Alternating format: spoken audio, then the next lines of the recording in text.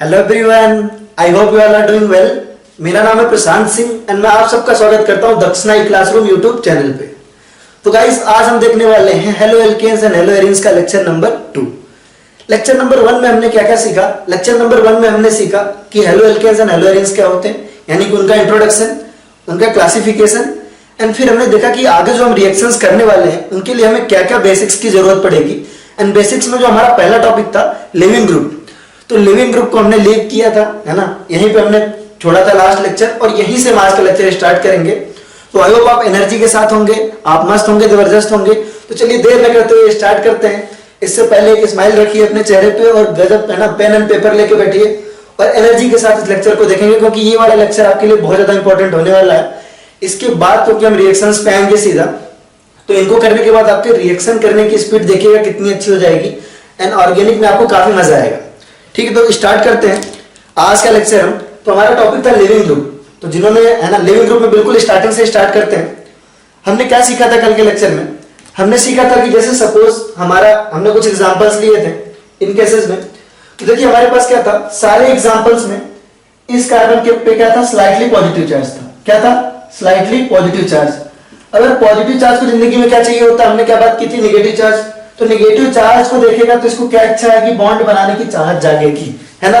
बहुत ऑब्वियस सी बात है, नेगेटिव चार्ज को देखेगा तो क्या होगा, बॉन्ड बनाने की चाहत जागेगी। एंड फाइनली अगर आपको बॉन्ड बनाना है, ठीक है, आप चाहते हो कि बॉन्ड बनाओ, तो आपको क्या करना पड़ेगा कि भाई आपको पुराना बॉन्ड तो क्या करना पड़ेगा, ब्रेक करना पड़ेगा, है ना। आप जब भी लाइफ में नया बॉन्ड बनाना चाहते हो आपको क्या करना पड़ता है, पुराना बॉन्ड ब्रेक करना पड़ता है। तो ये पुराना बॉन्ड ब्रेक होगा और फाइनली आपका OH यहां आके अटैच हो जाएगा सारे केसेस में एंड F माइनस बाहर आ जाएगा। अभी रिएक्शंस कैसे हुई, क्या हुआ, इसके बारे में हम डिटेल में डिस्कस करेंगे। अभी तो फिलहाल आप इतना समझिए कि हमारे रिएक्शन में ऐसा कुछ हुआ कि पर्टिकुलर इस कंपाउंड में OH जाके अटैच हुआ and fluorine, chlorine, bromine and iodine respectively बाहर आ गया। ठीक है, तो लिविंग ग्रुप ऐसे ग्रुप्स होते थे जो आपके रिएक्शन में, है ना, आपके किसी पर्टिकुलर स्टेप में बॉन्ड ब्रेक करके बाहर आ जाए और कभी वापस ना आए। तो ये सारे इस केस में क्या है, Lg है। क्या है? Lg। ठीक है, लिविंग ग्रुप। अगर आप लिविंग ग्रुप के बारे में बात करो, है ना, fluorine minus, chlorine minus, bromine minus, तो इन सारे केसेस में आप देखो ये पोटेंशियल क्या है, बेसिस है। सबके पास इलेक्ट्रॉन पेयर है, सबके पास क्या है, इलेक्ट्रॉन पेयर है। और अगर इलेक्ट्रॉन पेयर है तो ऑब्वियसली ये क्या करेंगे, H+ आयन एक्सेप्ट कर सकते हैं। क्या कर सकते हैं? H+ आयन एक्सेप्ट कर सकते हैं, यानी ये बेसिस की तरह काम कर सकते हैं। ये सारे जितने हैं F-, Cl-, Br- Ni- can act as base. अगर ये बेस की तरह काम कर सकते हैं तो एक बात बताइए, अगर मैं कहूं कि fluorine minus, bromine minus, chlorine minus जो भी ये बाहर आया है, अगर ये अच्छे बेस हुए, अगर यहां पे मान लीजिए सपोज ये बेस अच्छा हुआ, फ्लोरीन माइनस एक अच्छा बेस होगा, तो क्या यहां से बाहर आने के बाद यहां शांत बैठेगा? आप क्या चाहते हो, जब भी कोई आपके पास से लीव करे, आपकी लाइफ से लीव करे, तो बाहर जाके उत्पात ना मचाए, हल्ला ना मचाए, है ना, स्टेबिलिटी के साथ बैठ जाए। यानी आप चाहोगे कि बाहर जाके वो स्टेबल रहे। ठीक है, तो ये जो बेसेस है, आप क्या चाहोगे, ये स्ट्रॉन्ग बेस हो या पुअर बेस हो, है ना। अगर वो बाहर गए, ठीक है, अगर वो स्ट्रॉन्ग बेस होंगे तो स्ट्रॉन्ग बेस की टेंडेंसी क्या होती है, बहुत तेजी से H+ आयन एक्सेप्ट करके क्या करना, अपने फेज को चेंज करना। यानी स्ट्रॉन्ग बेस ऐसे खाली बैठ नहीं सकते। यानी कि अगर बाहर निकल के आप चाहते हो कि ये स्टेबल आयन के फॉर्म में रहें, तो आपको क्या करना पड़ेगा, इनको ये क्या होने चाहिए, पुअर बेस होने चाहिए। यानी ये क्या होने चाहिए, पुअर बेस होने चाहिए। ठीक है, ये बात समझ में आ रही है? एक बार फिर से रिपीट करूंगा, है ना, एक बार आप फिर से सुनिए। आप खुद बताइए, ये बाहर आ गया F-, Cl-, Br- और I-। अगर ये स्ट्रॉन्ग बेस हुआ तो स्ट्रॉन्ग बेस होगा तो क्या करेगा, ये खाली नहीं बैठेगा। ये स्ट्रॉन्ग बेस क्या करते हैं, अगर सपोज कोई NaOH जैसा बेस इधर बन गया होता, ठीक है, OH- इधर निकला होता है NaOH जैसा कुछ, तो क्या करता है, वो अपने आयंस में टूटना चाहता है ना, बेस की तरह काम करना चाहता, हमेशा strong base to weak base बनाता है, आपका वीक एसिड जो भी है। ठीक है, तो आपका अगर स्ट्रॉन्ग बेस होगा तो यहाँ खाली नहीं बैठेगा, है ना। तो इन बेसिस का क्या होना चाहिए, पुअर होना जरूरी है। तो लिविंग ग्रुप अच्छा है ना, आसानी से छोड़ के चले जाए कोई और शांति से बैठा रहे, इसके लिए जरूरी क्या है कि लीव करने के बाद वो पुअर बेस में कन्वर्ट हो जाए। तो यहां से एक थ्योरी निकल के आती है कि जो लिविंग ग्रुप होती है वो इनवर्सली प्रोपोर्शनल होती है। लिविंग ग्रुप एबिलिटी ये इंपॉर्टेंट पॉइंट है। लिविंग ग्रुप एबिलिटी जो होती है वो इनवर्सली प्रोपोर्शनल होना चाहिए किसके, बेसिसिटी के। किसके? बेसिसिटी के। जो आपका आयन बाहर निकला है वो पुअर बेस होना चाहिए, यानी कि जो भी उसकी आपकी बेसिक नेचर है, बेसिक स्ट्रेंथ आप कह सकते हैं, leaving group ability is inversely proportional to basic strength, यानी वो जितना ज्यादा पुअर बेस होगा उतना ही अच्छा क्या होगा, बेटर लिविंग ग्रुप होगा। ये तो आई हमारी थ्योरी की बात। अब मैं आपको उस पर टेक्निक बताऊंगा बहुत ही शानदार से, जिससे आप बहुत आसानी से लिविंग ग्रुप कंपेयर कर पाओगे कौन सा अच्छा है कौन सा बुरा। पहले इसको नोट करिए, फिर हम डायरेक्टली आते हैं पॉइंट पे। मैंने आपको बताया था नोट करने के लिए आपको क्या करना है, आप मुझे ऐसे रोकना नहीं पड़ेगा, आप सिंपली वहां से स्टैचू बोल सकते हो, है ना, अपने स्क्रीन पे यूट्यूब मतलब आप रोक करके आप स्टैचू बोल सकते हो, तो सिंपली हम उसको देख सकते हैं। ठीक है, तो हम देखते हैं, है ना, आपने इसको नोट कर लिया होगा। फिर हम इस पे कुछ क्वेश्चंस देखते हैं, इन्हीं को हम आपस में कंपेयर करते हैं सबसे पहले तो। ठीक है, तो अगर हमको F minus C L minus B R minus और आई माइनस में F minus C L minus B R minus और आई माइनस में बेसिक स्ट्रेंथ कंपेयर करना है, तो यार हमने कहा भाई कि F minus C L minus B R minus और आई माइनस में, ठीक है, आपको लिविंग ग्रुप एबिलिटी कंपेयर करना है ना। अब जो भी क्वेश्चंस आ रहे हैं हमारे लिविंग ग्रुप एबिलिटी वाले आ रहे हैं, ठीक है, कि इनमें लिविंग ग्रुप एबिलिटी कंपेयर करना है। तो आपको बोला गया भाई लिविंग ग्रुप एबिलिटी किसके प्रोपोर्शनल है, इनवर्सली प्रोपोर्शनल है किसके, बेसिक कैरेक्टर के। तो इनमें बेसिक कैरेक्टर का ऑर्डर क्या होगा ये बताइए। ठीक है, तो इनमें बेसिक कैरेक्टर आपने जनरल ऑर्गेनिक केमिस्ट्री में देखा होगा, बहुत आसान है। आप देखिए कि सिंपल सी बात है, इनका बेसिक कैरेक्टर का ऑर्डर अगर आप देखें तो इनके आप कॉन्जुगेट एसिड्स बना लीजिए तो क्या होते हैं, HF, HCl, HBr, HI। ठीक है, इनमें सबसे अच्छा बेस कौन, एसिड कौन सा है, HI सबसे अच्छा एसिड है। अगर एसिडिक स्ट्रेंथ बोले तो HI सबसे अच्छा एसिड है और HF सबसे पुअर एसिड है। एसिडिक स्ट्रेंथ में अगर आप देखें HI सबसे अच्छा एसिड हुआ, अरे है या नहीं, HI सबसे अच्छा एसिड है और HF सबसे पुअर एसिड है। तो बेसिक कैरेक्टर क्या होगा, क्योंकि ये सारे इसके क्या है, कॉन्जुगेट बेसेस हैं। HF का कॉन्जुगेट बेस क्या है, F माइनस, HCl का कॉन्जुगेट बेस क्या है, Cl माइनस, HBr का कॉन्जुगेट बेस क्या है आपका Br माइनस और HI का कॉन्जुगेट बेस क्या है आपका I माइनस। तो अगर आपको एसिडिक कैरेक्टर इनका पता है, एसिडिक नेचर आपको पता है, HI का सबसे ज्यादा और HF का सबसे कम, तो उनके कॉन्जुगेट बेसिस का जो ऑर्डर होगा वो इनवर्स हो जाएगा। तो सबसे अच्छा बेस होगा आपका F माइनस, बेसिक कैरेक्टर का ऑर्डर लिख रहे हैं, F minus, Cl minus, then Br minus, then I minus. ठीक है, ये आपका किसका ऑर्डर हो गया, ये आपका हुआ बेसिक कैरेक्टर का ऑर्डर। किसका हुआ, बेसिक कैरेक्टर का, बेसिक स्ट्रेंथ का। तो अगर आपको बेसिक स्ट्रेंथ का ऑर्डर पता है तो आपको फाइनली किसका ऑर्डर बताना है, लिविंग ग्रुप एबिलिटी का, है ना। आप बस इतना करेंगे, उसके बाद मैं आपको एक मस्त टेक्निक बताऊंगा आप कैसे कर सकते हैं। तो आप सिंपली एक चीज देखिए, आपको कंपेयर करना था F minus, Cl minus, Br minus और I माइनस में। ठीक है, तो आपने बेसिक स्ट्रेंथ लिख लिया और बेसिक स्ट्रेंथ का जो ऑर्डर होगा वो क्या होगा, आपका लिविंग ग्रुप के ऑर्डर की क्या होगा, इनवर्स होगा सीधे, है ना, क्योंकि लिविंग ग्रुप और बेसिक कैरेक्टर में क्या है, इनवर्स का रेशियो। ठीक है, तो I माइनस जो होगा वो आपका बेस्ट लिविंग ग्रुप होगा, है ना। तो अगर आप लिविंग ग्रुप एबिलिटी की ऑर्डर पूछे, लिविंग ग्रुप एबिलिटी का ऑर्डर पूछे तो क्या होगा आपका I माइनस, इसमें सबसे जबरदस्त वाला लिविंग ग्रुप होगा, I माइनस इसमें सबसे जबरदस्त वाला लिविंग ग्रुप होगा। देन आएगा आपका Br माइनस, फिर आएगा आपका Cl माइनस और फिर आएगा आपका फ्लोरीन माइनस। ठीक है, अब यार एक बात बताओ, यहां पे आपको एक चीज समझ में आई होगी कि इस पूरे प्रोसेस में हम कर क्या रहे हैं। हम पूरे प्रोसेस में जो आपका लिविंग ग्रुप है उसका बेसिक स्ट्रेंथ कंपेयर कर रहे हैं, लेकिन बेसिक स्ट्रेंथ हम कंपेयर कैसे करते थे, पहले हम उनके एसिड्स पे जाते थे, वहां से करते थे। तो मैं इसके लिए एक टेक्निक आपको मस्त बताता हूं, सबसे अच्छी टेक्निक होगी ये, है ना। इसके लिए आप डायरेक्टली कर सकते हो टू अवॉइड कंफ्यूजन, है ना। है उसमें कोई अलग टेक्निक नहीं, बस सिंगल सा स्टेप है जो आपका इसी से रिलेटेड है, अलग सा कुछ नहीं है उसमें, लेकिन उससे कंफ्यूजन बहुत अच्छे से अवॉइड हो सकता है। तो लिखते हैं, है ना, हम डायरेक्टली देखें हमको कंपेयर किसका किसका करना था। ठीक है, हमको कंपेयर करना था आपका सिंपली, हमारे पास यहाँ पे फ्लोरीन था, यहाँ पे हमारे पास क्लोरीन था, यहाँ पे हमारे पास ब्रोमीन था और यहाँ पे आयोडीन था। ठीक है, हमको इनका लिविंग ग्रुप एबिलिटी कंपेयर करना था। तो आप अभी तक कह रहे थे leaving group is inversely proportional to basicity. ठीक है, तो मैं आपसे क्या कह रहा हूं कि बात एकदम बिल्कुल सही हो वाली कि लिविंग ग्रुप जो है वो इनवर्सली प्रोपोर्शनल है बेसिसिटी के। लेकिन यहां पे मेरी टेक्निक यूज करिए आप, है ना, पीएस टेक्निक। पीएस मतलब मेरा नाम है प्रशांत सिंह, है ना। तो ये वाली आप टेक्निक यूज करिए, पीएस टेक्निक। इससे आपका ये क्वेश्चन बहुत आसानी से लग जाएगा। क्या करना होगा आपको, है ना, करना कुछ नहीं है, सारा स्टेप वही फॉलो करना है। आप इनको देखा करिए ध्यान से कि लिविंग ग्रुप, आपको लिविंग ग्रुप किसको किसको काम में लगाना है। आप लिविंग ग्रुप सेलेक्ट कर लीजिए, जैसे आपने लिखा FClBrI। मैं फिर से रिपीट कर रहा हूं, कॉन्सेप्ट अलग नहीं है, केवल आपको कंफ्यूजन अवॉइड करने के लिए बता रहा हूं। तो आप क्या करोगे, FClBrI आपने लिया है यहाँ पे। ठीक है, तो आप सिंपली देखो लिविंग ग्रुप है क्या, आप डायरेक्टली इनको एसिड बना लो, H ऐड करके। ठीक है, तो आप F को F ना लेकर के क्या इमेजिन करो, HF इमेजिन करो। Cl को Cl ना इमेजिन करके HCl इमेजिन करो, Br को Br ना इमेजिन करके क्या HBr इमेजिन करो, और I को I ना इमेजिन करके HI इमेजिन करो।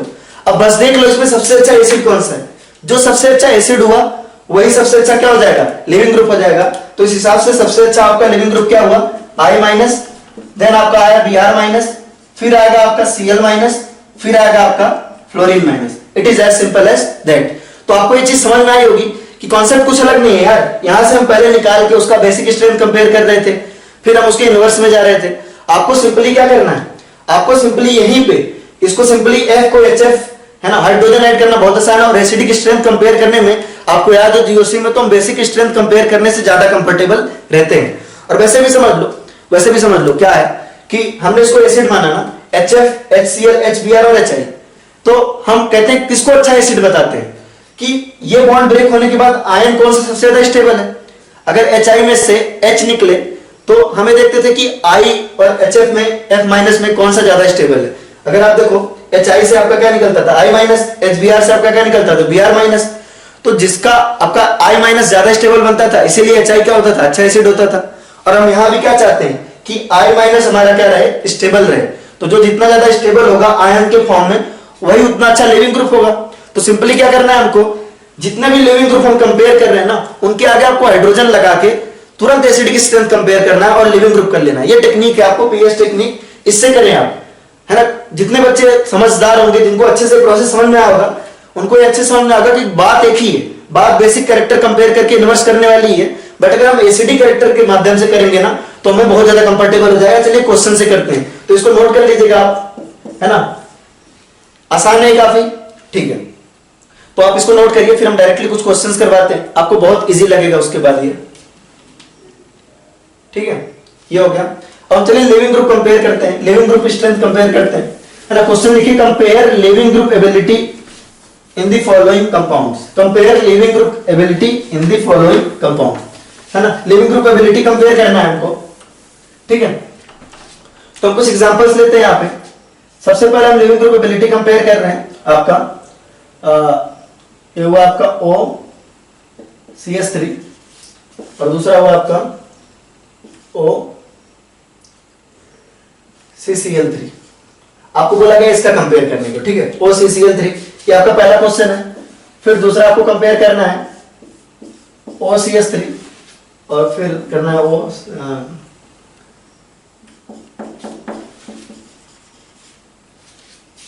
थर्ड जो आपको कंपेयर करना है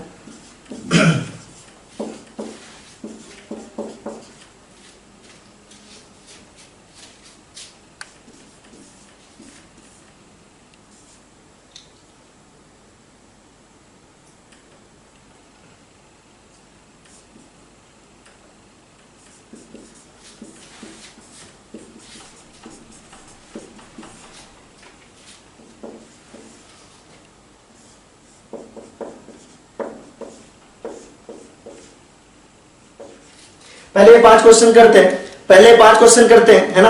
आप ट्राई करिए एक बार, फिर हम आगे और क्वेश्चंस करेंगे, ठीक है। तो अगर आप इन 5 क्वेश्चन में देखो तो बहुत आसान है यार कि हमको सबसे पहले क्या करना है, सबको एसिड बना के देख लेना है। हमारी टेक्निक क्या थी, सबसे पहले हमको एसिड बना के देख लेना है। तो हमने यहाँ हाइड्रोजन लगाया और यहाँ हाइड्रोजन लगाया तो हमको क्या मिला, यहाँ पे मिला हमको CCl3OH और यहाँ मिला हमको CH3OH। दोनों में ज्यादा अच्छा एसिड कौन है, सिंपल सी बात है, यहाँ पे क्लोरीन लगा हुआ है, ठीक है। यहाँ पे क्लोरीन लगा हुआ है, अपना -I लगाएगा और इस वजह से क्या होगा, ये ज्यादा अच्छा एसिड होगा। CCl3OH क्या होगा, ज्यादा अच्छा एसिड होगा। तो ये वाला लिविंग, देखिए ये जो है मैं लगा रहा हूं अपनी तरफ से, ये इमेजिनरी है, ये पीएच टेक्निक से आया है। इसको केवल कंपेयर करने के लिए लगाया अपने दिमाग में। तो दोनों में अच्छा एसिड कौन सा था, ये वाला था। तो लिविंग ग्रुप बेटर कौन सा हुआ, ये वाला हुआ, है ना। तो CCl3O- यहां से क्या करेगा, आसानी से लीव करेगा। सिमिलरली यहां देखें, यहाँ पे लिविंग ग्रुप कंपेयर करने के लिए आप क्या करेंगे, दोनों तरफ आप क्या लगाएंगे, हाइड्रोजन लगा के देख लें। ज्यादा अच्छा एसिड कौन सा है इसमें से, CH3COOH, एसिडिक एसिड और मेथेनॉल, अनडाउटेडली बता सकते हैं कार्बोक्सिलिक एसिड है, ये ज्यादा बेटर एसिड है ना। अगर देखिए इसको और थोड़ा समझ लेते हैं कि ऐसे भी आप समझ लो कि ये जब लीव करेगा तो किस फॉर्म में आएगा, CH3COO-, ठीक है। इसका रिजोनेटिंग स्ट्रक्चर अगर आप बनाओ तो कैसा बनेगा, CH3CO- और यहां पे आएगा डबल बॉन्ड, ठीक है। तो इसका जो रिजोनेटिंग स्ट्रक्चर हम बना रहे हैं, ठीक है, ये स्टेबलाइज रिजोनेटिंग स्ट्रक्चर की वजह से ये स्टेबल था, इसी वजह से तो एसिटिक एसिड भी तो अच्छा एसिड होता था। और फाइनली अगर आप इस कंपाउंड में देखो तो अगर ये वाला पोर्शन यहां से क्या कर रहा है, मूव हो रहा है ना, यहां से निकल रहा है, तो इसी आयन के तो फॉर्म में जा रहा है। ये आयन जितना ज्यादा स्टेबल होगा उतना ही अच्छा क्या होगा, ये लिविंग ग्रुप होगा। वही चीज एसिडिक कैरेक्टर के ऊपर भी तो लागू होती थी, इसीलिए मैं आपको इसको एसिडिक कैरेक्टर के है ना फॉर्म में करने के लिए कह रहा हूं, वहां से क्वेश्चन ज्यादा आसान हो जाते हैं। सिमिलरली इसको देखो, यहाँ पे आपका CH3OH और यहाँ पे आपका PHOH, ठीक है। तो मैं है ना आपका क्या है, अल्कोहल और ये आपका क्या है, फिनॉल है। अल्कोहल और फिनॉल में बेटर एसिड कौन सा होता है, आपका फिनॉल होता है, तो ये क्या हो जाएगा, बेटर लिविंग ग्रुप हो जाएगा। अब यहाँ पे यार क्वेश्चन थोड़ा सा चेंज हुआ है ना, अगर आप देखो यहाँ पे क्वेश्चन थोड़ा सा चेंज हुआ है। आपका एक जगह OH है और दूसरी जगह क्या है आपका इस तरह का है। अब सिंपल सी बात है, यहाँ पे आप थोड़ा सा दिमाग लगाइए कि अगर ये लीव करेगा यहाँ से तो किस फॉर्म में निकलेगा, OH आयन के फॉर्म में निकलेगा, और यहां से लीव करेगा तो ये किस फॉर्म में निकलेगा, H2O आयन के फॉर्म में निकलेगा। ध्यान दीजिए, अगर यहां से लीव करे दोनों इलेक्ट्रॉन पेयर इधर आएंगे तो OH आयन के फॉर्म में कन्वर्ट हो जाएगा, और यहां पे अगर ये लीव करे तो वाटर मॉलिक्यूल निकलेगा। तो सिंपल सी बात है, यहां पे आपको एक चार्ज स्पीशीज मिल रही है और यहां पे आपको एक न्यूट्रल स्पीशीज मिल रही है, तो बेटर लिविंग ग्रुप कौन सा होगा, आपका ये वाला होगा। बहुत ऑब्वियस सी बात है, ठीक है। और दूसरी चीज हम ऐसे भी कंपेयर कर सकते हैं कि यहाँ जो ऑक्सीजन के ऊपर चार्ज है वो पॉजिटिव चार्ज है, ऑक्सीजन के ऊपर पॉजिटिव चार्ज है, और ऑक्सीजन एक बहुत ही ज्यादा इलेक्ट्रोनेगेटिव एलिमेंट है, फॉर्निस्डॉन है ना, फॉर्निस्डॉन, fluorine oxygen then nitrogen. Fluorine आपका सबसे ज्यादा इलेक्ट्रोनेगेटिव, फिर ऑक्सीजन, फिर नाइट्रोजन। फ्लोरीन अपने ऊपर पॉजिटिव चार्ज बिल्कुल बर्दाश्त नहीं करेगा, सॉरी ऑक्सीजन अपने ऊपर पॉजिटिव चार्ज बिल्कुल बर्दाश्त नहीं करेगा, और वो यहां से लोन पेयर लेके बाहर निकलने की कोशिश करेगा, और फाइनली यहाँ वाटर मॉलिक्यूल निकल जाएगा। तो बेटर लिविंग ग्रुप क्या होगा, आपका ये होगा। अगर आप इस क्वेश्चन में कंपेयर करो तो ये क्वेश्चन बहुत ज्यादा इंपॉर्टेंट है, क्योंकि N2+ ना, N2+ एक बहुत अच्छा लिविंग ग्रुप है। ये आता ही है किसी भी कंपाउंड में, किस लिए, जाने के लिए। ये आता ही किस लिए है, आपका जाने के लिए। तो अगर आप N2+ को देखो, ठीक है, इन दोनों कंपाउंड में आप कंपेयर करो तो आप N2+ को देखो तो आपका क्या होगा, यहां से अगर आप लोन पेयर इसको दे दो तो इस किस फॉर्म में निकलेगा, आपका N2 के फॉर्म में निकलेगा। किस फॉर्म में निकलेगा, N2 के फॉर्म में निकलेगा। और यहां से अगर ऐसे जाएगा तो ये किस फॉर्म में निकलेगा, OH आयन के फॉर्म में निकलेगा। तो ज्यादा बेटर कौन सा है लिविंग ग्रुप, आपका N2+, क्योंकि यहां पे नाइट्रोजन के ऊपर पॉजिटिव चार्ज है, पॉजिटिव चार्ज ये बियर नहीं कर सकता, ये लोन पेयर लेके जल्दी से भागने की कोशिश करेगा। पहला रीजन तो ये हुआ। जो दूसरा रीजन है, दूसरा रीजन ये है कि अगर आप N2 को देखो तो N2 एक गैस है, ठीक है। अगर इस रिएक्शन को कराओ, थोड़ा हम इसको अलग से नोट कर लेते हैं, कहीं स्पेस हो तो यहां पे शायद आपको विजिबल है। तो अगर आप इस रिएक्शन को कराओ, यहां पे लिखा हमने N2+, है ना। N2+ ने किसी के साथ रिएक्ट किया और वो बाहर हो गया सपोज, है ना, यहां से आपका ये बाहर निकला और N2 के फॉर्म में बाहर निकला। तो N2 एक गैस है, तुरंत ही क्या हो जाएगी, स्केप हो जाएगी। क्या हो जाएगी, ये तुरंत ही स्केप हो जाएगी। तो आपका ली चैटर्लियस प्रिंसिपल क्या कहता है, आपका जो प्रोडक्ट है वो अगर आपका रिएक्शन से कंटिन्यूअस निकलता जा रहा है तो वो फेवरेबल होगा, वो फॉरवर्ड डायरेक्शन की तरफ बढ़ेगा। तो N2 चूंकि गैस है तो आसानी से जो है गैसियस फॉर्म से वो बाहर भी निकलती जाएगी, तो आपका ली चैटर्लियस प्रिंसिपल के माध्यम से क्या होगा, ये फॉरवर्ड डायरेक्शन में बढ़ता जाएगा। तो इसलिए N2+ एक बहुत अच्छा लिविंग ग्रुप है, ठीक है। आई होप आपको ये क्वेश्चंस बहुत आसान लगे होंगे। इसके बाद हम कुछ और क्वेश्चंस करेंगे, फिर हम आपको कुछ और इसके बारे में इंफॉर्मेशन देंगे, ठीक है। तो इसको नोट कर लीजिए, ठीक है। फिर कुछ और क्वेश्चन नोट करते हैं लिविंग ग्रुप पे।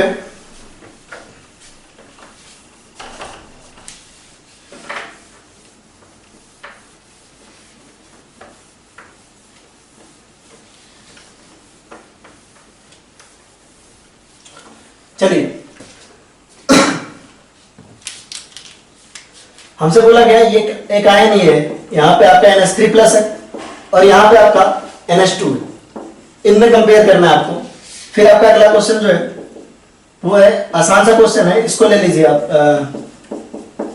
ये काफी इंपॉर्टेंट और अच्छा क्वेश्चन है जो अभी दे रहे हैं आपको।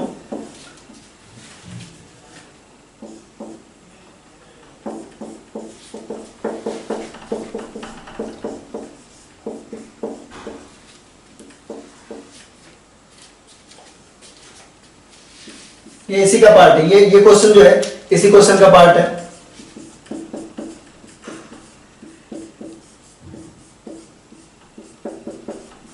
इन दिनों में कोई पहला क्वेश्चन है, दूसरा क्वेश्चन है, पहले तो ये करिए, है ना। बहुत आसान क्वेश्चन है लेकिन बहुत इंपॉर्टेंट है दोनों ही क्वेश्चन। आई होप आपसे हो गया होगा ना, आप वीडियो पॉज करके क्वेश्चन कर सकते हैं, वीडियो में डिले नहीं दे सकते। तो यहाँ पे देखिए सिंपल पहला क्वेश्चन किस पे लगेगा, पहले क्वेश्चन में एसिडिक स्ट्रेंथ करने की कोई जरूरत नहीं, आपको इजीली दिख रहा है नाइट्रोजन के ऊपर पॉजिटिव चार्ज है और नाइट्रोजन अपने ऊपर पॉजिटिव चार्ज बिल्कुल भी बर्दाश्त नहीं करेगा, है या नहीं, ठीक है। तो ये जो लोन पेयर होगा वो यहाँ पे आएगा और NH3 गैस यहां से निकल जाएगी, ठीक है। यहाँ पे क्या होगा, ये चूंकि न्यूट्रल है, ठीक है, तो ये न्यूट्रल है तो इतनी तेजी से बाहर नहीं आएगा एज कंपेयर टू दिस। तो यहाँ पे बेटर लिविंग ग्रुप कौन सा हुआ आपका, ये वाला हुआ, तो यहां से बाहर आ जाएगा, ठीक है। अब इस पर्टिकुलर केस में आपको एसिडिक स्ट्रेंथ वाला है ना फैक्टर बहुत अच्छा से काम आएगा। अगर आप इनमें कंपेयर करना है तो बिल्कुल ये देखने में सेम से सारे ही, ठीक है। तो आप हर जगह हाइड्रोजन लगा लो, सिंपली हाइड्रोजन लगा के देख लो, सारे के सारे सल्फोनिक एसिड है। सबसे पहले आप देखो सारे के सारे किस में कन्वर्ट हो गए, आपके सल्फोनिक एसिड में कन्वर्ट हो गए। अगर आपका सल्फोनिक एसिड में कन्वर्ट हो गया, ठीक है, सल्फोनिक एसिड आपका एक बहुत अच्छा एसिड होता है, क्योंकि आपका जो यहाँ पे नेगेटिव चार्ज आता है वो इन तीनों पे डीलोकलाइज्ड होता है और साथ में बेंजीन रिंग भी है आपका, तो बेंजीन रिंग के साथ भी क्या होगा, डीलोकलाइज्ड होगा। तो सारी फैक्टर्स सेम है सिवाय जो ग्रुप्स लगे हुए हैं, यहाँ पे CH3 लगा हुआ है, यहाँ पे Br लगा हुआ है और यहाँ पे क्या लगा हुआ है आपका NO2 लगा हुआ है, ठीक है। अब CH3 क्या शो करता है गाइस, है ना, आपको बताना पड़ेगा, ये 11th का है, ठीक है। CH3 क्या शो करेगा आप बताओ, आप कह रहे हाइपर कॉन्जुगेशन है ना, +H, इन्होंने बोला +H शो करेगा तो हमने यहाँ पे +H लिख लिया। Br क्या शो करेगा, -I और +M दोनों, ठीक है, -I और +M दोनों, लेकिन इफेक्टिवली ये क्या शो करता है, -I शो करता है। हेलोजन के लिए -I इफेक्ट आपने पढ़ा होगा शायद 11th क्लास में, जो हेलोजन एटम होते हैं वो +M और -I दोनों शो करते हैं, लेकिन इफेक्टिवली -I थोड़ा सा ज्यादा होता है ना इनके लिए, तो ये -I होगा और यहाँ पे क्या आ रहा है आपका -M आ रहा है, ठीक है, -M आ रहा है। मैंने बोला आप डायरेक्टली एसिडिक कैरेक्टर कंपेयर कर लो, क्या कर लो, एसिडिक कैरेक्टर कंपेयर कर लो। तो एसिडिक कैरेक्टर बढ़ाने वाले फैक्टर्स कौन कौन से थे, चलो शाबाश आप बताओ, 11th क्लास में पढ़ा था हमने, एसिडिक कैरेक्टर बढ़ाने वाले फैक्टर्स कौन कौन से थे, आपका +M, +H और +I, ये सारे क्या करते थे, एसिडिक कैरेक्टर बढ़ाते थे, और घटाते थे, और -M, -H और -I क्या करते थे, एसिडिक कैरेक्टर बढ़ाते थे। तो यहाँ पे देखिए एसिडिक कैरेक्टर बढ़ाने वाले कौन कौन से, -M और -I, यहाँ पे -M इफेक्ट है और कौन सा इफेक्ट है, -I, और यहाँ पे कौन सा इफेक्ट है, +H, ठीक है। तो -M देखिए बच्चों, जिनको स्पीड तेज लग रही है वो चाहे तो धीरे कर सकते हैं, नीचे आपका स्पीड वाला पोर्टल होता है, आप चाहे तो 0.75x कर सकते हैं, उससे भी कम कर सकते हैं, और जिनको स्पीड तेज धीरे लग रही है वो स्पीड तेज भी कर सकते हैं, वो 2x तक जा सकते हैं। तो अपने हिसाब से देख लीजिए, है ना, लेक्चर की स्पीड किस हिसाब से करनी, अगर आपको समझ में आता है बहुत ज्यादा ये सब चीजें पता है तो आप लेक्चर को फॉरवर्ड करके देख सकते हैं, नो प्रॉब्लम। लेकिन जिनको बेसिक्स नहीं पता उनको सारी चीजें जाननी चाहिए। तो -I और -M और -I क्या करता है, एसिडिक कैरेक्टर बढ़ाता है। ज्यादा प्रायोरिटी किसकी होती, -M की, ज्यादा प्रायोरिटी किसकी होती, -M की। तो -M एसिडिक कैरेक्टर बढ़ा देगा, तो सबसे अच्छा एसिड ये होगा, सबसे अच्छा लिविंग ग्रुप क्या होगा आपका, ये होगा, ठीक है। फिर आपका Br है -I, उसके बाद आपका इसका नंबर आएगा, +H तो क्या करता है, एसिडिक कैरेक्टर घटाता है, तो फिर तीसरे नंबर पे इसका नंबर आएगा, ठीक है। अब ये इसको आप नोट कर लीजिए, फिर आपको इसी से रिलेटेड पर्टिकुलर इस वाले एग्जांपल से रिलेटेड कुछ फैक्ट्स और बताता हूं मैं आपको, ये बहुत ही इंपॉर्टेंट, मैं आपको कंपाउंड लिखवाया हूं, ये आगे आपको काम भी आएगा, ठीक है। तो इसको आपने नोट कर लिया होगा। अब हम डायरेक्टली आते हैं कि इन कंपाउंड्स पे, कंपाउंड्स थे क्या क्या, ठीक है। अभी जो लिविंग ग्रुप्स थे ना वो बहुत ही काम के थे, बहुत ही कमाल के लिविंग ग्रुप्स थे, जो मैंने अभी तीसरे आपको लास्ट वाले क्वेश्चन में करवाए हैं, उन पे आते हैं। तो आप हेडिंग डाल लीजिए सम बेस्ट लिविंग ग्रुप, है ना, सम गुड लिविंग ग्रुप लिख लीजिए, है ना, सम गुड लिविंग ग्रुप, जो आपके बढ़िया लिविंग ग्रुप है ये आपको काम आएंगे, ठीक है। तो सबसे पहले आपको बता दूं कि लिविंग ग्रुप में सबसे बढ़िया जो आपको मैंने बताया था क्या था, N2+ था, क्या था आपका, N2+ था।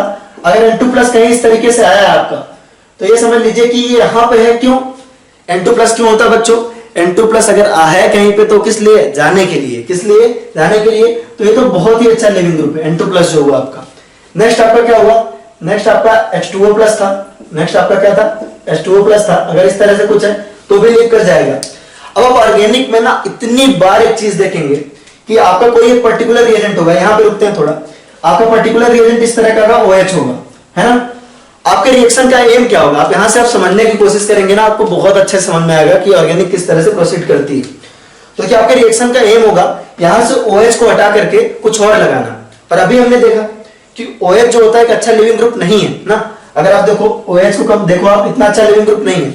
अगर आप यहां से निकालो तो OH माइनस के फॉर्म में जाएगा, जो कि अच्छा बेस होता है एज कंपेयर टू अदर्स, तो अच्छा लिविंग ग्रुप नहीं है। तो आप क्या करते हो, आप मैक्सिमम टाइम रिएक्शन में करोगे, अभी तो आपने नहीं किया होगा, आप 12th स्टार्ट कर रहे हो, आप बहुत बार ऐसा करोगे कि इस पे आप पहले H+ का अटैक करवाओगे। किसका करवाओगे, पहले आप H+ का अटैक करवाओगे, ये जो लोन पेयर H+ को दोगे और किस में कन्वर्ट करोगे, आप पहले इसको इस फॉर्म में कन्वर्ट करोगे। ठीक है, आप बहुत बार ऐसा करोगे, और ऐसा करने का हमारा जो एम है वो सिर्फ ये है कि हम इसको क्या कर लें, गुड लिविंग ग्रुप में क्या कर लें, कन्वर्ट कर लें, और ये फिर आसानी से यहां से लीव कर जाएगा और हमारी इच्छा क्या हो जाएगी, पूरी हो जाएगी और हमको ये मिल जाएगा। ठीक है, ऐसा हम बहुत बार करेंगे, तो इसको भी आप ऐसे नोट कर लें। तो बेसिकली क्या हो रहा है, बेसिकली हम ऐसा भी कह सकते हैं कि ये जो OH है ना, वो अच्छा लिविंग ग्रुप नहीं है, लेकिन इसको प्रोटोनेट करके जो H+ है उसको दे करके, यानी प्रोटोनेशन के थ्रू क्या कर रहे हैं, हम अच्छे लिविंग ग्रुप बना रहे हैं। तो protonation is the method to convert a bad leaving group into a good leaving group. इसके अलावा भी 2-3-4 होते हैं, आपको एज इट इज जैसे ऑर्गेनिक बढ़ती जाएगी मैं आपको बताऊंगा, टोसाइलेशन वगैरह होते हैं। ठीक है, कुछ ऐसे और प्रोसेस हैं जिससे आप बैड लिविंग को क्या कर सकते हो, गुड लिविंग में कन्वर्ट, गुड लिविंग ग्रुप में क्या कर सकते हो, कन्वर्ट कर सकते हो। ठीक है, तो हमारा क्या होगा, यहाँ पे हमने इसको प्रोटोनेट करवाया और प्रोटोनेट करवा के क्या किया, एक अच्छे लिविंग ग्रुप में कन्वर्ट कर दिया। ये काफी आसान था, यहां से लीव कर जाएगा। तो ये दोनों आपके अच्छे लिविंग ग्रुप है, इसको आप नोट कर लिए होंगे। तो आगे बढ़ते हैं। इसके अलावा जो अभी मैंने लिखवाए थे आपको 3, ये भी काफी अच्छे लिविंग ग्रुप हैं, इनको देख लेते हैं। पहला था आपका क्या, पहला आपका था सल्फोनिक एसिड, इस तरह का था और एक बेंजीन रिंग लगा हुआ था। पहले आपका यहाँ पे CH3 था। अगर CH3 होता है तो इसको हम कहते हैं OTS। क्या कहते हैं, OTS, जैसे टोल्यूइन के फॉर्म में ना, ये देखो CH3 लगा तो इसको टोल्यूइन कहते हैं, है ना, इस तरह से ये OTS। ठीक है, OTS का मतलब क्या हुआ, यहाँ पे जो TS है उसका मतलब वो टोसाइल आयन। क्या होता है, टोसाइल, क्या होता है, टोसाइल, या हम इसको टोसाइलेट भी कहते हैं। क्या कहते हैं, टोसाइलेट भी कहते हैं। इसको याद रखेंगे, ये डायरेक्टली आपको इस तरह भी लिखा हुआ मिल सकता है, इस तरीके से OTS, तो इसको याद रखेंगे। ठीक है, कि ये इसका मतलब ये होता है OTS। ठीक है, अगर CH3 की जगह आपका Br लगा है तो इसको हम कहते हैं OBS। क्या कहते हैं, OBS।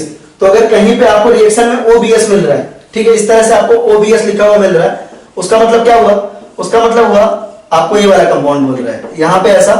फिर आपको बहुत बार ऑर्गेनिक में ऐसा वो लिखा मिलेगा OTS, OBS, इस तरह का लिखा हुआ मिलेगा, उसका मतलब ये हुआ। ठीक है, अगर Br की जगह, है ना, आप अलग अलग लिखेंगे, मैंने यहाँ ऑब्लिक ऑब्लिक करके लिख दिया, लेकिन आप इसको प्रॉपर अलग से लिख के लिखेंगे, है ना, शॉर्टकट नहीं मारेंगे। ठीक है, चलो, अगर यहाँ पे NO2 लिखा है तो उसको हम कहते हैं ONS। ठीक है, OBS का मतलब क्या हुआ, ब्रोजिल। क्या हुआ, ब्रोजिल, है ना, और ONS का मतलब क्या हुआ, नोजिल। ठीक है, नोजिल, टोसिल, ब्रोजिल और नोजिल। ठीक है, यहां पर टोसिल को क्या कहते हैं, टोसिलेट आयन भी कहते हैं, ब्रोजिल को हम ब्रोसिलेट भी कहते हैं। क्या कहते हैं, ब्रोसिलेट, और नोजिल को हम क्या कहते हैं, नोजिलेट भी कहते हैं। क्या कहते हैं, नोजिलेट। तो याद रखेंगे। ठीक है, इसको आप नोट कर लीजिए, सब बहुत अच्छे अच्छे लिविंग ग्रुप हैं। इसके अलावा भी हैं।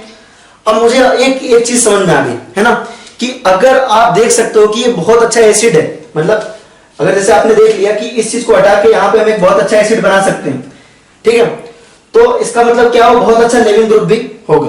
ठीक है, वो बहुत अच्छा लिविंग ग्रुप भी क्या होगा। ठीक है, तो ये तो हो गया हमारा लिविंग ग्रुप का पार्ट, और ये वाला पार्ट बहुत ज्यादा जरूरी है, एमाइन चैप्टर में हमें काम आएगा। याद रखिए N2+ आता ही क्यों है, जाने के लिए। तो जब भी आपको कहीं ऐसे N2+ दिखे, यानी कि आपका अगला स्टेप क्या होने वाला है, आपका अगला स्टेप होने वाला है, आप इसको लोन पेयर दो और चलता करो। आप इसको लोन पेयर दो और क्या करो, चलता करो। अगर आपको कहीं ये दिख रहा है तो भी आपको क्या करना है, आपको इसको लोन पेयर देना है और क्या करना है, चलता करना है। ठीक है, तो ये तो पार्ट हो गया आपका लिविंग ग्रुप का। आई होप आपको लिविंग ग्रुप बहुत ज्यादा इंटरेस्टिंग लगा होगा। तो ये सिंपल सी बात थी ना, रिएक्शन को समझने का हमारा पहला स्टेप पूरा हुआ। अब हम बात करते हैं, अगर हम रिएक्शन करवा रहे हैं तो हमारा वो पहला लिविंग ग्रुप, यानी कि लिविंग ग्रुप की बात ही कहां से शुरू हुई थी हमारी। लिविंग ग्रुप का हमारा चर्चा शुरू हुआ था तब हमने कहा था भाई कि हमने किसी को देख लिया, है ना, किसी को हमने देखा और हमने कहा भाई हमसे इनको, है ना, हमको तो बॉन्ड बनाना है। तो अगर हमको बॉन्ड बनाना है तो हमको पुराना बॉन्ड तोड़ना पड़ेगा। पुराना बॉन्ड तोड़ के जो हमसे दूर जा रहा है वो होता है लिविंग ग्रुप, और लिविंग ग्रुप जितना अच्छा होगा उतना ही आसानी से बॉन्ड बन सकता है। तो हमने लिविंग ग्रुप तो देख लिया, और लिविंग ग्रुप हमने कंपेयर करना भी सीख लिया कि कौन सा ग्रुप आसानी से लीव करेगा। और हम देखते हैं कि भाई ये जो बॉन्ड फॉर्मेशन वगैरह होता है, यानी ये जो रिएक्शन होती है वो किस तरह के मीडियम में होती है। ठीक है, किस तरह के मीडियम में होती है, यानी मीडियम अगर हम देख रहे हैं तो उस मीडियम को हम क्या कहते हैं, सॉल्वेंट कहते हैं। क्या कहते हैं, सॉल्वेंट कहते हैं। तो चलिए सॉल्वेंट स्टार्ट करते हैं। इंटरेस्टेड है तो यार देखिए सिंपल सी बात, हम रिएक्शन देख रहे हैं। पहले हमने देखा कि भाई हमने कोई चीज ऐसी देखी, हमें बॉन्ड बनाने की इच्छा हुई, बॉन्ड बनाना है तो हमको किसी ग्रुप को क्या कराना पड़ेगा, लीव कराना पड़ेगा। तो लिविंग ग्रुप हमने देख ली, लिविंग ग्रुप स्ट्रेंथ कंपेयर करना सीख लिया। अब हम क्या देखने वाले हैं, अब हम देखने वाले हैं कि किस तरह के मीडियम में करवाते हैं, उस मीडियम का रिएक्शन पे क्या इफेक्ट पड़ता है, कौन कौन से वो मीडियम होते हैं, उनमें क्या क्या चीजें जरूरी होती है, वो सारी चीजें मतलब उसका भी प्रॉपर हम पोस्टमार्टम कर देंगे, है ना। आज हम करने वाला सॉल्वेंट का, यानी ये जो चीजें चल रही है वो ना सिर्फ इस चैप्टर में, पूरे के पूरे ऑर्गेनिक केमिस्ट्री में आपको घूम फिर के काम आने वाली है ना, तो आप ऐसे इग्नोर नहीं कर सकते, ठीक है। तो चलिए शाबाश, और हम स्टार्ट करते हैं सॉल्वेंट। ये बेसिक्स ऑफ ऑर्गेनिक रिएक्शन के अंदर का ही है सॉल्वेंट। तो देखिए नेक्स्ट हमारा सेकंड टॉपिक है सॉल्वेंट। पहला हमारा लिविंग ग्रुप था, दूसरा था हमारा सॉल्वेंट। आई होप आपको मजा आ रहा होगा। जिनको भी थोड़ी सी स्पीड तेज लग रही है बच्चों, है ना, आप प्लीज स्पीड धीरे कर लीजिए, और जिनको धीरे लग रही है वो तेज कर लीजिए, है ना। मैं तो यही कहूंगा आप ऐसे ही रहने दीजिए, ठीक है, जैसा जैसा हमारा हाथ चल रहा है। चलिए शाबाश, अब हम देखते हैं सॉल्वेंट, ठीक है। हमारा टॉपिक है सॉल्वेंट। अगर सॉल्वेंट किसको नहीं पता, है ना, सॉल्वेंट हम बिल्कुल बचपन से पढ़ते आए, है ना, कि लेकिन यहां पे सॉल्वेंट का क्या मतलब है, जो हम रिएक्शन के दृष्टिकोण से देखते हैं कि सॉल्वेंट का मतलब, तो solvent is basically a medium, है ना। सॉल्वेंट एक मीडियम होता है, आई एम सॉरी, हाँ सॉरी वो कैप गिर गई थी, हाँ। तो solvent is basically a medium in which reaction is being carried out, ठीक है। सॉल्वेंट एक मीडियम होता है जिसमें आपका रिएक्शन क्या हो रहा है, कैरी आउट हो रहा है, ठीक है। तो आप पहला पॉइंट तो इसमें सॉल्वेंट में लिखेंगे, solvent is the medium in which reaction is being carried out. Solvent वो मीडियम होता है जिसमें रिएक्शन आपका क्या हो रहा है, कैरी आउट हो रहा है। यानी कि suppose A is reacting with B, है ना, ए रिएक्ट कर रहा है बी के साथ, तो किसी ना किसी मीडियम में कर रहा होगा ना, अल्कोहल में होगा, वाटर में होगा, है ना, और भी बहुत सारे नाम अभी आपको पता चलेंगे। अभी तो मैं आपको वाटर ही बता रहा हूं, आपने सॉल्वेंट के नाम पे अब तक से कुल मिला जुला के वाटर ही सुन रखा है, ठीक है, और अल्कोहल भी, है ना, ठीक है, अल्कोहल का तो सुन रखा होगा, है ना। तो आपका पहला पॉइंट हुआ आपका कि solvent is the medium in which reaction is carried out, ठीक है। सेकंड पॉइंट है ना, सेकंड पॉइंट क्या चीजें हैं कि अरे सॉल्वेंट का इतना इंपॉर्टेंस है, इसको अलग अलग क्यों पढ़ रहे हैं। याद रखो कि सॉल्वेंट के प्रेजेंस की वजह से बहुत सारी चेंज हो सकती हैं चीजें। क्या क्या चेंज हो सकती हैं, रिएक्टेंट का अटैक करने का तरीका चेंज हो सकता है, रिएक्शन होने का तरीका चेंज हो सकता है, रिएक्शन होने की मेथड चेंज हो सकती है, यानी बेसिकली मैकेनिज्म, यानी रिएक्शन कैसे प्रोसीड करती है, इसको हम रिएक्शन का मैकेनिज्म कहते हैं। आगे अभी बताएंगे आपको सॉरी। तो रिएक्शन जो है आपका सॉल्वेंट चेंज होने से, है ना। नेक्स्ट पॉइंट लिखेंगे on changing solvent, next point लिखिए on changing solvent mechanism of a reaction and eventually product can be changed. अगर आप सॉल्वेंट चेंज कर रहे हो तो रिएक्शन बढ़ने का, रिएक्शन आगे बढ़ने का तरीका चेंज हो सकता है, अटैक का तरीका चेंज हो सकता है, और फाइनली प्रोडक्ट तो चेंज हो ही सकता है या नहीं। तो सेकंड पॉइंट है आपका प्रोडक्ट चेंज हो सकता है, ठीक है। ये चीजें आपकी दो पॉइंट बहुत ज्यादा जरूरी थी कि किस, है ना, सॉल्वेंट इज ए मीडियम जिसमें रिएक्शन आपका कैरी हो रहा है, और दूसरा आपका अगर सॉल्वेंट आप चेंज करो, ठीक है, तो आपका प्रोडक्ट वगैरह चेंज हो सकता है। ये दो पॉइंट आपका बहुत ज्यादा जरूरी था, ठीक है। और तीसरा जो पॉइंट है वो थोड़ा ध्यान सुनिएगा। पहला पॉइंट आपका जिस मीडियम में हो रहा है, दूसरा पॉइंट आपका उसको चेंज करने से आपका रिएक्शन का मैकेनिज्म एंड फाइनली प्रोडक्ट आपका चेंज हो सकता है। थर्ड जो पॉइंट है, कई बार ऐसा होता है कि हम रिएजेंट तो ले लेते हैं, जैसे मान लीजिए कि हमने कहा अभी तक हम क्या कह रहे थे, ए का रिएक्शन बी से हुआ और फाइनली सी बन रहा है। कहां बन रहा है, किसी एक पर्टिकुलर सॉल्वेंट में। तो कई बार ऐसा होगा कि सॉल्वेंट खुद ही आपका अटैकिंग रिएजेंट होगा। सपोज किसी एक रिएक्शन में न्यूक्लियोफाइल अटैक कर रहा है, किसी एक रिएक्शन में क्या हो रहा है, न्यूक्लियोफाइल अटैक कर रहा है। तो कई बार क्या होगा ना, solvent itself act as nucleophile. तो अगला पॉइंट लिखेंगे in some reactions solvent itself can act as nucleophile, है ना। तो आएंगे उस पर, घबराइए मत बिल्कुल। और ऐसे रिएक्शन को हम सॉल्वोलिसिस भी बोलते हैं, सॉल्वोलिसिस, इसमें आपका सॉल्वेंट खुद न्यूक्लियोफाइल की तरह काम करेगा, उसको हम सॉल्वोलिसिस बोलेंगे। क्या बोलेंगे, सॉल्वोलिसिस। आएंगे उस पॉइंट पे, बिल्कुल घबराना नहीं है, वर्ड्स को लेकर बिल्कुल घबराना नहीं है। तो बात करते हैं कि सॉल्वेंट कितने टाइप के होते हैं ना। अब तक आपने कुछ कुछ तो नाम सुन रखा होगा, non polar solvent, polar solvent, polar aprotic solvent, ये सारी चीजें आपने सुन रखी है क्या। चलिए नेक्स्ट स्टडी में आपका टाइप्स ऑफ सॉल्वेंट, है ना, टाइप्स ऑफ सॉल्वेंट। तो सॉल्वेंट आपका ब्रॉडली दो तरीके का होता है। सॉल्वेंट आपका ब्रॉडली कितने तरीके का होता है, दो तरीके का। पहला होता है आपका पोलर, दूसरा होता है आपका नॉन पोलर। अगर पहला पोलर हुआ तो दूसरा आपका क्या हुआ, नॉन पोलर। पोलर सॉल्वेंट का क्या मतलब हुआ? पोलर सॉल्वेंट का मतलब हुआ जो आपका म्यू नेट है, जो आपका म्यू नेट है वो क्या होना चाहिए? जीरो। म्यू नेट क्या होना चाहिए आपका? जीरो। पोलर सॉल्वेंट के लिए sorry mu net non zero होना चाहिए। क्या होना चाहिए? Mu net non zero. Polar solvent का मतलब क्या होना चाहिए? उसका डाइपोल मोमेंट कुछ ना कुछ आना चाहिए नेट, है ना। नॉन पोलर सॉल्वेंट के लिए क्या होगा आपका? जो म्यू नेट होगा वो शुड बी इक्वल टू क्या होना चाहिए? जीरो। यानी नेट डाइपोल मोमेंट क्या होना चाहिए? जीरो। तो पहले इसी को निपटा लेते हैं, है ना। इसका डाइपोल मोमेंट क्या आएगा? जीरो। कुछ नाम तो मैंने सुन रखे हैं आपने। चलिए आप बताइए पहले, आप में से कोई कार्बन टेट्राक्लोराइड बता रहा है ना। चलिए एक बच्चे ने बताया कार्बन टेट्राक्लोराइड CCl4, है ना। CCl4 की कैसी ज्योमेट्री होती है आपकी? टेट्राहेड्रल ज्योमेट्री होती है, प्रॉपर टेट्राहेड्रल ज्योमेट्री होती है, ठीक है। टेट्राहेड्रल ज्योमेट्री और फाइनली म्यू क्या आता है इसका? जीरो आता है ना। अब ये चीजें यार केमिकल बॉन्डिंग की है, लेकिन हम बिल्कुल बेसिक से डिस्कस करेंगे, है ना। मोस्टली चीजें मैं आपको यही बता दूंगा, लेकिन मैं आपसे भी एक्सपेक्ट करता हूं ना कि आप भी कुछ पढ़ के आएंगे। और CCl4 की जो डाइपोल मोमेंट जीरो होता है तो आपको मालूम होना चाहिए, ठीक है। नेक्स्ट एग्जांपल आपका बेंजीन। नेक्स्ट एग्जांपल क्या है आपका? बेंजीन है। बेंजीन एक ऐसा सॉल्वेंट है जो कि आपका क्या है? आपका म्यू नेट जीरो है, यानी नॉन पोलर है, सॉरी यहाँ पे बेंजीन, ठीक है। नेक्स्ट एग्जांपल है आपका साइक्लोहेक्सेन। क्या आपका? साइक्लोहेक्सेन। फिर आपका पढ़ा होगा आपने CH2 पढ़ा होगा, CH2 carbon disulphide. Carbon disulphide का स्ट्रक्चर कैसा होता है आपका? C ऐसा डबल बॉन्ड एस, ठीक है। तो ये सारे कुछ फेमस आपके सॉल्वेंट है जो कि नॉन पोलर है। CCl4 is very famous. Carbon disulphide यानी CH2, यहाँ लीनियर शेप है, तो डाइपोल मोमेंट आएगा आपका नेट वो क्या आएगा? जीरो आएगा। डाइपोल मोमेंट नेट क्या आएगा आपका? जीरो आएगा। तो आपका CH2 भी क्या है? नॉन पोलर सॉल्वेंट है, ठीक है। यहाँ पे थोड़ी गर्मी होती है, पंखा नहीं चलता ताकि नॉइज ना आए। मैं नहीं पंखा चलाता, तो आप इग्नोर करिएगा उसको, ठीक है। तो यहाँ पे म्यू नेट क्या आएगा आपका? जीरो, ठीक है। यहाँ भी आपका म्यू नेट जीरो आएगा और यहाँ भी क्या आएगा आपका? Mu net zero. तो ये सारे केसेस आपके नॉन पोलर वाले हैं। ये आपके कुछ फेमस नॉन पोलर सॉल्वेंट थे। आप ये एग्जांपल पक्के से याद रखेंगे, ठीक है। और आप इसको पहले नोट भी कर लीजिए, ठीक है। फाइनली आपका नेक्स्ट जो आता है नॉन पोलर हो गया आपका। नेक्स्ट जो आपका है वो पोलर है, ठीक है। यानी हम जो अगले सॉल्वेंट बात कर रहे हैं वो आपके पोलर सॉल्वेंट है। ये बहुत ज्यादा इंपॉर्टेंट है ना।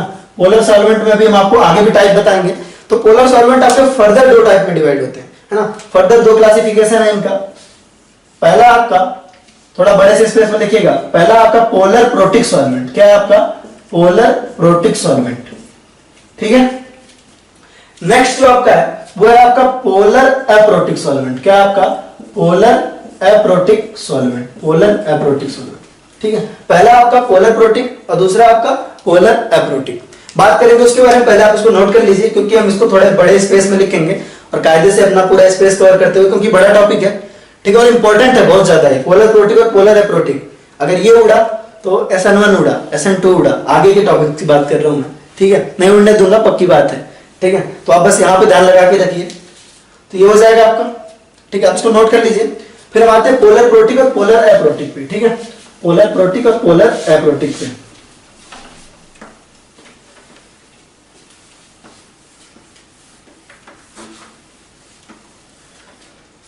हमारे दो टाइप थे। पहला था आपका पोलर प्रोटिक, पोलर प्रोटिक, और दूसरा था आपका पोलर एप्रोटिक, पोलर एप्रोटिक, ठीक है। तो ये काफी ये भी आसान है अगर आप देखें, ठीक है। पोलर प्रोटिक की बात करते हैं तो यार पोलर प्रोटिक हो चाहे पोलर एप्रोटिक है, अगर पोलर है तो नेट डाइपोल मोमेंट तो कुछ ना कुछ आना है। तो वो तो बात हमारी पुरानी हो गई। म्यू नेट तो दोनों केस में क्या होना है आपका? नॉन जीरो ही होना है। म्यू नेट कुछ ना कुछ तो आना ही है। डाइपोल मोमेंट आपका दोनों ही केस में कुछ ना कुछ तो प्रेजेंट है, दोनों ही केस में आपका प्रेजेंट है। तो डाइपोल मोमेंट वाली कहानी खत्म, यहीं पे खत्म कर देते हैं। डाइपोल मोमेंट तो प्रेजेंट होना ही चाहिए, ठीक है। डाइपोल मोमेंट आपका क्या होना चाहिए? प्रेजेंट होना ही चाहिए, ठीक है। अब हम बात करते हैं, ठीक है। अब देखिए पोलर प्रोटिक में अलग से क्या बात होती है? म्यू नेट आपका जीरो है, ठीक है। म्यू नेट आपका नॉन जीरो वो तो है, उसके अलावा जो इंपॉर्टेंट पॉइंट है, दूसरा और सबसे इंपॉर्टेंट पॉइंट जिसकी वजह से हम उसको पोलर प्रोटिक कहते हैं। प्रोटिक कहां से नाम आया?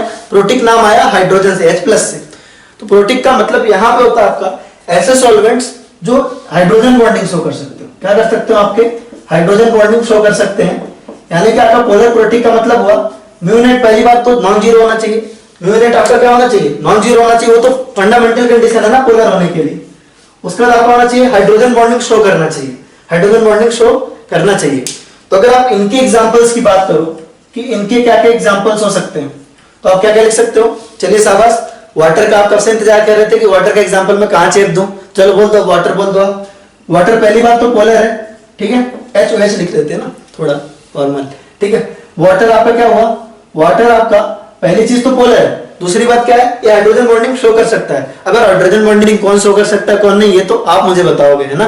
अब ये भी यहाँ पढ़ाना पड़े वो अच्छी बात तो नहीं, ठीक है। नेक्स्ट आपका क्या है, एल्कोहल। नेक्स्ट आपका क्या है, एल्कोहल। फिर क्या आपका आता है NH3, फिर क्या आपका एमाइन RNH2। फिर आप कौन एग्जांपल दे सकते हो, चलो आप दो। फिनॉल, आप में से एक बच्चा फिनॉल बोल रहा है तो फिनॉल लिख लेते हैं इसको, ठीक है। आप बताओ और क्या लिख सकते हैं। एक बच्चा एसिटिक एसिड बोल रहा है तो वो भी लिख लेते हैं, CH3COOH लिख लेते हैं। फिर और क्या लिखूं, हाइड्रोजन फ्लोराइड, ठीक है। तो ये सारे आपके एग्जांपल्स हो गए। देखिए पहली चीज तो आपको क्या चेक करनी है कि भाई पोलर है, पोलर सारे ही मेरे हिसाब से तो, ठीक है। और फिर आपको चेक करना है कि हाइड्रोजन बॉन्डिंग शो कर सकता है कि नहीं, तो ये सारे हाइड्रोजन बॉन्डिंग शो कर रहे हैं। तो ये सारे सॉल्वेंट आपके किसके हैं, पोलर प्रोटिक के। और बहुत ज्यादा इंपॉर्टेंट है, इसके एग्जांपल्स आपको याद रखने हैं, वाटर, अल्कोहल, NH3। वैसे मैं आपको भी एक मस्त बताता हूं तरीका कि आप कैसे याद कर रख सकते हैं। उधर तो आपका क्या है, नॉन पोलर सॉल्वेंट में तो 4 एग्जांपल याद रखना आप, CCl4, कार्बन डाइसल्फाइड, बेंजीन और साइक्लोहेक्सेन, ठीक है। उसके अलावा तो आप समझदार हो यार, आप नाम कंपाउंड का पढ़ के पोलर है कि नॉन पोलर है आप बता सकते हो। नहीं, कभी कभी दिक्कत होती है, कहां दिक्कत होती है वो मैं आपको बताऊंगा, ठीक है। जहां आपको दिक्कत होगी वहां के लिए मैं हूं। तो चलिए देखते हैं, हमारा म्यू नेट 0 आया, तो दूसरी जो पॉसिबिलिटी है, दूसरी जो कंडीशन है, दूसरी कंडीशन क्या कह रही है, H बॉन्डिंग शो नहीं करना चाहिए। H बॉन्डिंग क्या करना चाहिए, नहीं शो करना चाहिए, H बॉन्डिंग शो नहीं करना चाहिए। आप ऐसे काटना मत यार, आप लिखना does not show H bonding, ठीक है। अब इसके एग्जांपल्स की बात कर लेते हैं। इसके एग्जांपल्स है आपके एसीटोन, है ना, इसके एग्जांपल है आपके एसीटोन। आप ये सारा वेरीफाई कर लेना ढंग से। यहाँ पे आपका है स्लाइटली नेगेटिव चार्ज, यहाँ पे आपका स्लाइटली पॉजिटिव चार्ज, पोलर तो है ये, पक्की बात है ना, ये पोलर तो है। अरे यार एसीटोन अभी पढ़ा था हमने सॉल्यूशन एंड कोलिगेटिव प्रॉपर्टीज में, ठीक है, भूल गए क्या, ठीक है। एसीटोन आपका क्या था, स्लाइटली पॉजिटिव चार्ज यहाँ, स्लाइटली नेगेटिव चार्ज यहाँ, तो ये पोलर तो है लेकिन हाइड्रोजन बॉन्डिंग शो नहीं कर सकता। तो ये फाइनली क्या है आपका, पोलर एप्रोटिक का है, ठीक है, एसीटोन, ठीक है। नेक्स्ट एग्जांपल हम क्या दे सकते हैं, नेक्स्ट एग्जांपल दे सकते हैं आपको यहाँ पे सल्फर लगा दे कार्बन की जगह, तो ये भी हो जाएगा आपका, ठीक है। इसको हम क्या बोलते हैं, इसको हम बोलते हैं DMSO। क्या बोलते हैं, DMSO। आपको ऐसा ही लिखा हुआ मिलेगा। इसका जो फुल फॉर्म होता है वो होता है di methyl sulphur oxide, di methyl sulphur oxide. इसमें बहुत सारे एग्जांपल हैं आपके, सल्फर ऑक्साइड। तो आप पहले इसको नोट करो, फिर हम पोलर एप्रोटिक के बहुत सारे एग्जांपल्स लिखवाते हैं, वो बहुत ज्यादा आपके लिए इंपॉर्टेंट होंगे पोलर एप्रोटिक के एग्जांपल्स। तो आप पहले इसको नोट करो, है ना, मैं बोर्ड छोड़ देता हूं थोड़ा, ठीक है। फिर आपको पोलर एप्रोटिक के बहुत सारे एग्जांपल्स लिखवाता हूं। स्टैचू बोल के, है ना, स्टैचू कैसे बोलना पता ना, पॉज करो और नोट करो, ठीक है। तो मैं इसको मिटाने जा रहा हूं।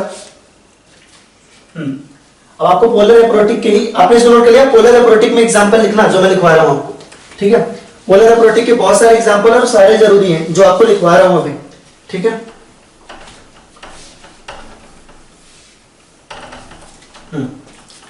आपको पहला एग्जांपल लिखवा दिया मैंने, क्या लिखवाया आपको, एसीटोन लिखवा दिया, ठीक है, एसीटोन लिखवा दिया, वो तो हो गया।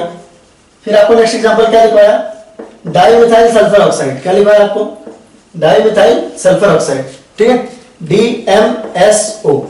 फिर अगला एग्जांपल आपका सिंपल ही है, इसको हम बोलते हैं डाईमिथाइल सल्फाइड। क्या बोलते हैं, डाईमिथाइल सल्फाइड, शॉर्ट फॉर्म में हम इसको बोलते हैं DMS, ठीक है। फिर हमारा होता है अगला HCOONONHSR, अच्छा इसको थोड़ा सा मैं नाम भी समझाने की कोशिश करता हूं। यहां देखिए डाईमिथाइल सल्फाइड, आसान है नाम, इसका नाम तो आपको पता है एसीटोन होता है। क्या होता है, एसीटोन होता है ना, कैसे किया आपने, है ना, एसीटोन तो आपको पता है ना इसका नाम। उसके अलावा देखिए DMSO, dimethyl sulphur oxide, dimethyl sulphur oxide. तो यहाँ पे डाईमिथाइल और सल्फर ऑक्साइड, यहाँ पे देखिए डाईमिथाइल सल्फाइड, यहाँ पे। अच्छा चीज देखिए, अगर ऐसा कुछ होता, ये नहीं है एग्जांपल, जो आप जिस बात की बात कर रहे हो वो एग्जांपल नहीं है, मैं आप इसको नोट मत करना, ये एग्जांपल नहीं है, मैं बस समझाने के लिए बता रहा हूं इसका नाम। तो देखिए HCOONH2, इसका नाम आपका होता है एमाइड है आपका, है ना, इसका नाम होता है आपका फॉर्मामाइड। और यहाँ पे 2 CH3 लग गया, तो हम कहेंगे इसको डाई मिथाइल फॉर्मामाइड। क्या कहेंगे? Di methyl formamide. ठीक है, यहाँ पे होगा di methyl sulphur oxide, di methyl sulphide, और इसको हम कहेंगे डाई मिथाइल फॉर्मामाइड। क्या कहेंगे? Di methyl formamide. आप नाम इसका पूरा लिखेंगे, di methyl sulphur oxide, di methyl sulphide और डाई मिथाइल फॉर्मामाइड। ठीक है, नेक्स्ट देखिए, नेक्स्ट आपका है CH3 C double bond O N CH3। अभी देखिए, अगर आपका यहाँ CH3 दो ना होकर के क्या होता? दोनों हाइड्रोजन होता, तो इसका नाम क्या होता? आपका इसका नाम होता है एसिटामाइड। क्या नाम होता है इसका? एसिटामाइड। लेकिन अभी इसका क्या नाम लिखेंगे? डाई मिथाइल, है ना, डाई मिथाइल एसिटामाइड, यानी DMA। क्या लिखेंगे? DMA। ठीक है, तो acetone DMSO, DMS, DMF, DMA। उसके अलावा एक कंपाउंड आपका ये है ना, ये बहुत इंपॉर्टेंट कंपाउंड है, इसको हम कहते हैं टेट्राहाइड्रोफ्यूरेन। क्या कहते हैं? Tetrahydrofuran, THF। अब देखिए इसका मास थोड़ा सा ज्यादा है, तो इसकी बॉइलिंग पॉइंट भी क्या होती है? और लोग कंपेरिजन में थोड़ी सी ज्यादा होती है। ठीक है, तो ये बहुत ज्यादा इंपॉर्टेंट है, याद भी रखेंगे, इसकी बॉइलिंग पॉइंट थोड़ी सी ज्यादा होती है, आगे किसी रिएक्शन में काम आएगा। ठीक है, THF। ठीक है, उसके अलावा और भी बहुत सारे हैं यार, जैसे HMPA है ना, HMPA है, फिर आपका है आपका क्राउन ईथर्स वगैरह होते हैं, तो इतना सारा हमको याद नहीं रखना है। इसके अलावा आपको बताया था, मस्त आपको एक टेक्निक बताऊंगा याद रखने की, PS टेक्निक। आपको क्या करना है? देखिए सिंपल, आपका नॉन पोलर जो था वो तो आपको पता है, CCl4 CH2 बेंजीन और साइक्लोहेक्सेन आपको याद रखना है। उसके अलावा देखिए, जब भी आपको अब आपको लग रहा होगा यार कि इतनी सारी चीजें तो मैं लिख के बता रहा था, इसको शॉर्ट फॉर्म में क्यों लिखा है? तो जब भी आपको रिएक्शन में मिलेंगे ना, ये इसी तरह से मिलेंगे। DMF लिखा होगा, DMSO लिखा होगा, DMS लिखा होगा, DMA लिखा होगा, THF लिखा होगा, HMPA लिखा होगा, ऐसे बहुत सारे और पॉसिबल है। तो एक मस्त मैं आपको बताता हूँ टेक्निक, ये PS टेक्निक करके लिख लेना इसमें, है ना, गजब की टेक्निक है, आपको कुछ सोचना नहीं है। ये जो भी शॉर्ट फॉर्म वाले हैं, है ना, जो भी ये शॉर्ट फॉर्म वाले हैं, PS टेक्निक क्या कह रही है आपकी, कि जो भी आपके शॉर्ट फॉर्म वाले हैं वो सारे क्या होते हैं? पोलर एप्रोटिक सॉल्वेंट होते हैं। क्या होते हैं? पोलर एप्रोटिक सॉल्वेंट होते हैं। क्या होते हैं आपके? पोलर एप्रोटिक सॉल्वेंट होते हैं। तो इसको आप एक बार नोट कर लो, फिर हम और कुछ चीजें देखते हैं। ठीक है, चलो देखिए, अब हम कुछ चीजें और दिखाते हैं आपको, जो आपको काम आएंगी काफी हद तक। ठीक है, एक दो और एग्जांपल ले लेते हैं इसमें, इंपॉर्टेंट वाले।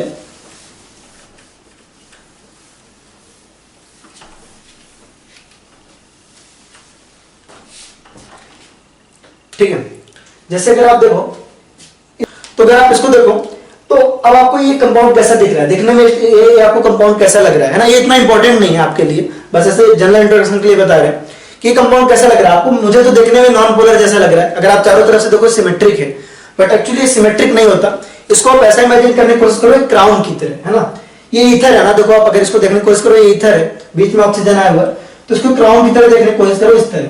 तो ऐसा समझो कि ये किसी के सर पे और बाकी आपका ऊपर है, इस तरह, है ना। इसको ऐसे देखने की कोशिश करो कि ये जो है ना, ये पंख की तरह पीछे गया है और ये ऑक्सीजन थोड़ा सा ऐसे बाहर आया हुआ है। ठीक है, ऑक्सीजन ऐसा बाहर आया हुआ है। तो सिंपल देखो, अगर डाइपोल मोमेंट आप देखोगे, यहां से कहां आएगा? बाहर की तरफ आएगा। यहां से भी कहां आएगा? बाहर की तरफ आएगा।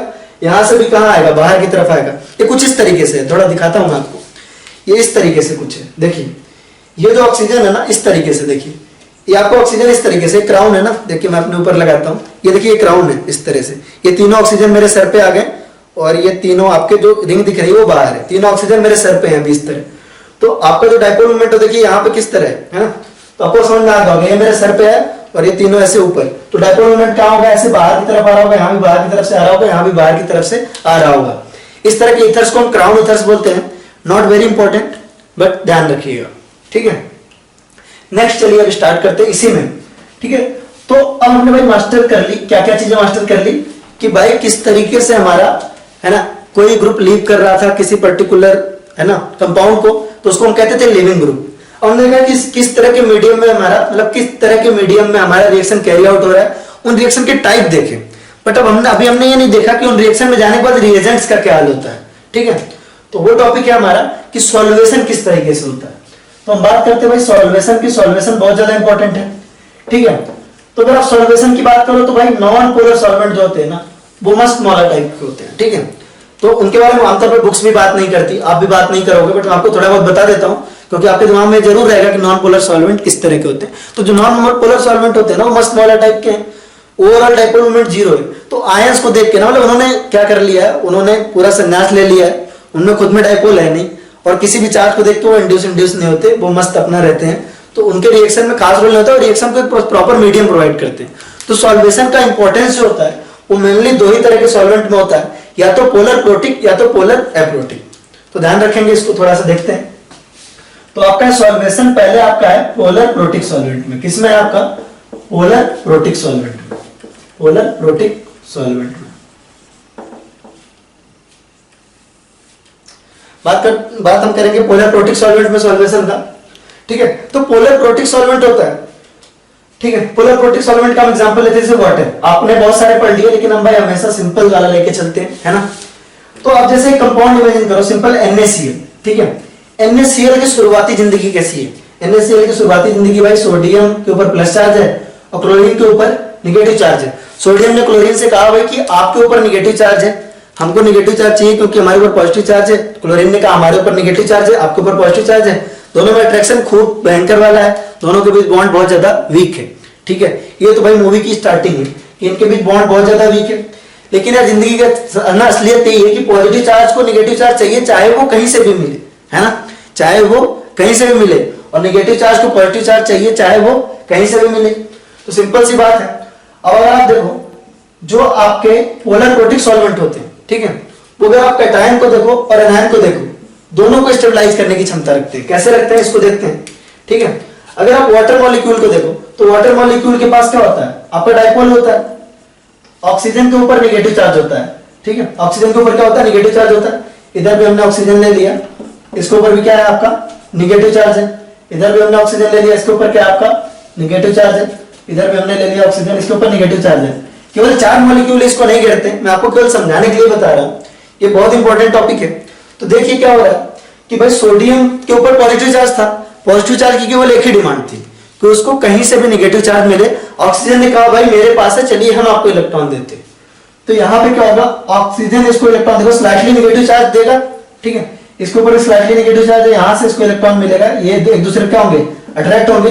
तो बेसिकली जो वाटर मॉलिक्यूल है वो देखिए कैटायन को स्टेबलाइज कर दिया।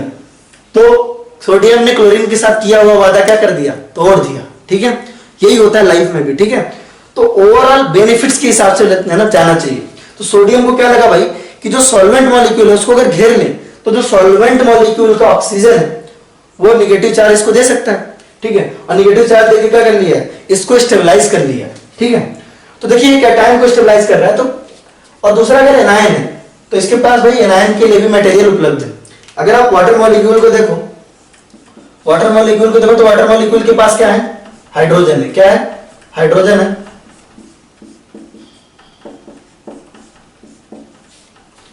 वाटर मॉलिक्यूल के पास क्या है? हाइड्रोजन है। और आपको पता है, सबको पता है कि हाइड्रोजन के ऊपर स्लाइटली पॉजिटिव चार्ज है और ऑक्सीजन के ऊपर स्लाइटली नेगेटिव चार्ज है। तो क्लोरीन को भी भाई क्या चाहिए था? क्लोरीन को भी फायदा क्या था सोडियम से? क्लोरीन को फायदा यह था कि वो उसके पॉजिटिव चार्ज से अट्रैक्टेड था। तो सॉल्वेंट ने कहा भाई हम आपको पॉजिटिव चार्ज दे देंगे क्योंकि हमारे पास पॉजिटिव चार्ज है। तो क्लोरीन की भी डिमांड क्या हो गई? पूरी हो गई। तो भाई दोनों मस्त अभी सॉल्वेंट में क्या है? डिसॉल्व है, ठीक है। तो यार देखो यहां से हम एक चीज कह सकते हैं कि जो हमारा पोलर प्रोटिक सॉल्वेंट है that can solvate both cation and anion. तो ये बहुत इंपॉर्टेंट पॉइंट, एकदम इंपॉर्टेंट मार्क के बड़ा सा लिखो, है ना। कोई रात को 2 बजे भी उठा के पूछे तो आपको पता होना चाहिए, मतलब हर हालत में याद होना चाहिए। क्या होना चाहिए? हर हालत में होना चाहिए कि पोलर प्रोटिक सॉल्वेंट जो होते हैं, पोलर प्रोटिक सॉल्वेंट जो होते हैं वो कैटायन और एनायन दोनों को सॉल्वेट करते हैं। चलो आप उधर से बोलो, है ना, मैं सुन रहा हूं। क्या करते हैं? जो पोलर प्रोटिक सॉल्वेंट होते हैं वो आपको कैटायन और एनायन दोनों को क्या करते हैं? सॉल्वेट करते हैं। जो पोलर प्रोटिक सॉल्वेंट होते हैं वो क्या करते हैं? हाँ, कैटायन और एनायन दोनों को सॉल्वेट करते हैं। तो ये आपको याद रहना चाहिए, ठीक है। तो यहाँ पे आप देख लीजिए polar protic solvent solvate both cation and anion. तो यार देखो हमारे रिएक्शन के पर्पस से जो हम आगे रिएक्शन सीखने वाले हैं वो कैटायन भी काम आएगा, उसमें ऐसा नहीं है। लेकिन हमको एनायन पे काफी खास जोर देना है कि यहाँ पे क्या हो रहा है? एनायन सॉल्वेट हो रहा है। इस पर्टिकुलर केस में क्या हो रहा है? कैटायन भी हो रहा है, बट हमारा जोर एनायन पे आ गया। आप समझ जाएंगे एनायन वाली बात मैंने क्या की। तो आप ऐसे कह सकते हो कि भाई अभी एनायन जो है ना वो फ्री नहीं है ना, वो बहुत सारे बंधनों में बच चुका है या प्यार में पड़ चुका है ना। ये क्या हो चुका है? यहाँ पे जो एनायन है वो क्या कर चुका है? बंधनों में बन चुका है। क्या हो चुका है? बंधनों में बन चुका है। ये बहुत इंपॉर्टेंट पॉइंट याद रखना। पोलर प्रोटिक सॉल्वेंट में जो एनायन है ना वो क्या हुआ है, वो बंधनों में बच चुका है ना, यानी प्यार में पड़ चुका है। अब आपको पता है बंधनों में बच जाने वाला आदमी जो रिश्ते नाते के मोह माया में पड़ जाता है वो लाइफ में कुछ खास ऐसा कर नहीं पाता है ना। तो इस चीज को ध्यान रखेंगे, आगे हम इसको काम में लेंगे। तो पोलर प्रोटिक सॉल्वेंट में मैंने आपको क्या क्या चीजें बताई। पोलर प्रोटिक में मैंने आपको बताया कि जो आपका कैटायन और एनायन दोनों ही क्या कर सकते हैं, आपका दोनों ही आपको सॉल्वेट करता है, पहली चीज। दूसरी बात है यहाँ पे जो एनायन है, देखो कैटायन भी यहाँ पे बंधनों में पड़ चुका है, लेकिन इसका हमें आगे कोई खास यूज नहीं है इसलिए नहीं, लेकिन एनायन का यूज है हमको। तो एनायन देखो यहाँ पे क्या हुआ, बंधनों में बन चुका है, प्यार में पड़ चुका है, यानी लाइफ में उसकी कुछ खास करने की इच्छा है नहीं, पूरी तरह से मस्त स्टेबल यहाँ पड़ा हुआ है, बंधनों में बच गया। ठीक है, तो ये चीज तो हो गई भाई solvation in polar protic solvent. ठीक है, और हम करेंगे पोलर एप्रोटिक सॉल्वेंट में। ठीक है, पोलर एप्रोटिक सॉल्वेंट में बहुत इंपॉर्टेंट है। ठीक है, और हम देखते हैं पोलर एप्रोटिक का केस। ठीक है,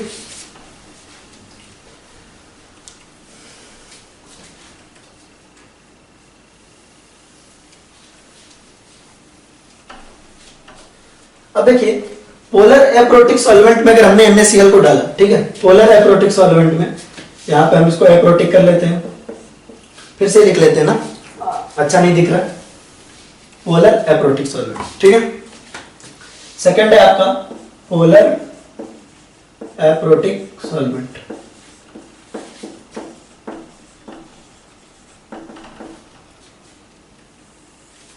ठीक है, चलो शाबाश।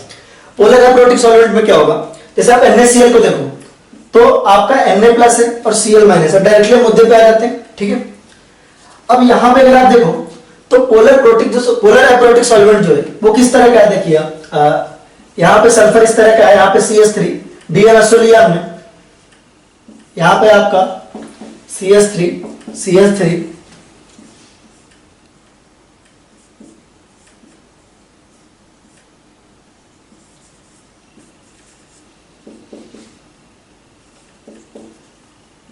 देखिए भाई सोडियम को लाइफ में क्या चाहिए था, सोडियम में कुछ लाइफ में चाहिए था नेगेटिव चार्ज, यहाँ पे नेगेटिव चार्ज भर भर के है ना, नेगेटिव चार्ज सबके पास भर भर के है, ऑक्सीजन के पास नेगेटिव चार्ज है, और नेगेटिव चार्ज से इलेक्ट्रॉन लेके क्या होगा, स्टेबलाइज हो जाएगा, नेगेटिव चार्ज से इलेक्ट्रॉन लेके क्या हो जाएगा, स्टेबलाइज हो जाएगा।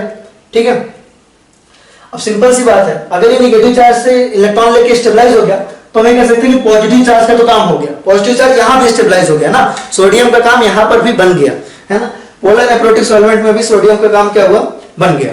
ठीक है, लेकिन क्लोरीन माइनस के साथ क्या होगा, इसके साथ बड़ा बुरा होगा, यहाँ पे क्या होगा देखो, इसको आप देखते हैं एक बार, इसको देखो DMSO बनाओ या कोई भी आप अगर बना लो ना, पोलर एप्रोटिक सॉल्वेंट अगर कोई भी ले लो, तो वहां पे जो पॉजिटिव चार्ज है ना वो किस वाले पे आ रहा है, यहाँ पे आ रहा है। ठीक है, पॉजिटिव चार्ज कहाँ आ रहा है, सल्फर पे आ रहा है।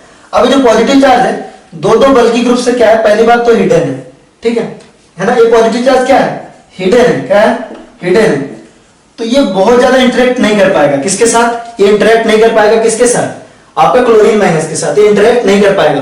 क्लोरीन माइनस को ऑक्सीडाइज कौन, क्लोरीन माइनस को स्टेबलाइज कौन करता, क्लोरीन माइनस को स्टेबलाइज करता आपका ये सल्फर का पॉजिटिव चार्ज, क्लोरीन माइनस को स्टेबलाइज कौन करता, ये सल्फर का पॉजिटिव चार्ज। लेकिन इस पर्टिकुलर केस में आपका ये तो आपका हिडन है ना, ये क्लोरीन के साथ इंटरेक्ट कर ही नहीं पा रहा है, जबकि जो ऑक्सीजन के ऊपर का नेगेटिव चार्ज है वो क्या है, ऑक्सीजन के ऊपर नेगेटिव चार्ज ये एक्सपोज्ड है ना, एक्सपोज्ड है। अब क्लोरीन के साथ भाई इतना बुरा होगा कि यहां उसको देखने को बार बार कौन मिलेगा, वो इंटरेक्ट तो करना चाहेगा पॉजिटिव चार्ज से, लेकिन उसको देखने को कौन मिलेगा, बार बार ये नेगेटिव चार्ज मिलेगा, और इससे ऊपर से उसको रिपल्सन मिलेगा Cl- को, है ना, Cl- को रिपल्सन मिलेगा। तो देखिए कैटायन का तो काम दोनों जगह हो गया, पोलर प्रोटिक सॉल्वेंट और पोलर एप्रोटिक सॉल्वेंट दोनों ही केस में है ना, आपका जो कैटायन है वो स्टेबलाइज हो रहा है, कैटायन जो हो रहा है वो सॉल्वेट हो रहा है, कैटायन जो है स्टेबलाइज हो रहा है। लेकिन पोलर प्रोटिक के केस में आपका एनायन जो है वो स्टेबलाइज हो रहा था, वो प्यार में पड़ चुका था, बंधनों में बच चुका था, किसी काम का था नहीं।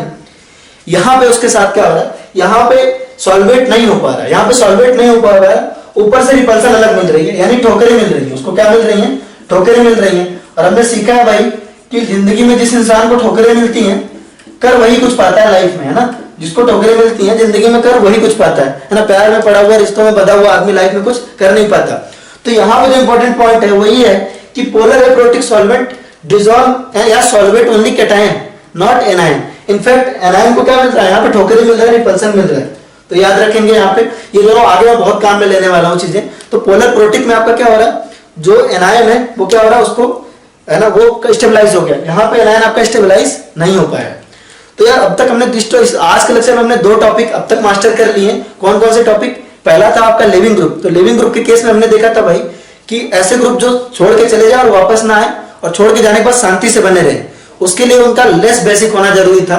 यानी जो आपका लिविंग ग्रुप था वो इनवर्सली प्रोपोर्शनल टू बेसिसिटी था। मैंने उसके लिए आपको एक मस्त पीएच टेक्निक दी, वहां से आप लिविंग ग्रुप आसानी से कंपेयर कर सकते थे।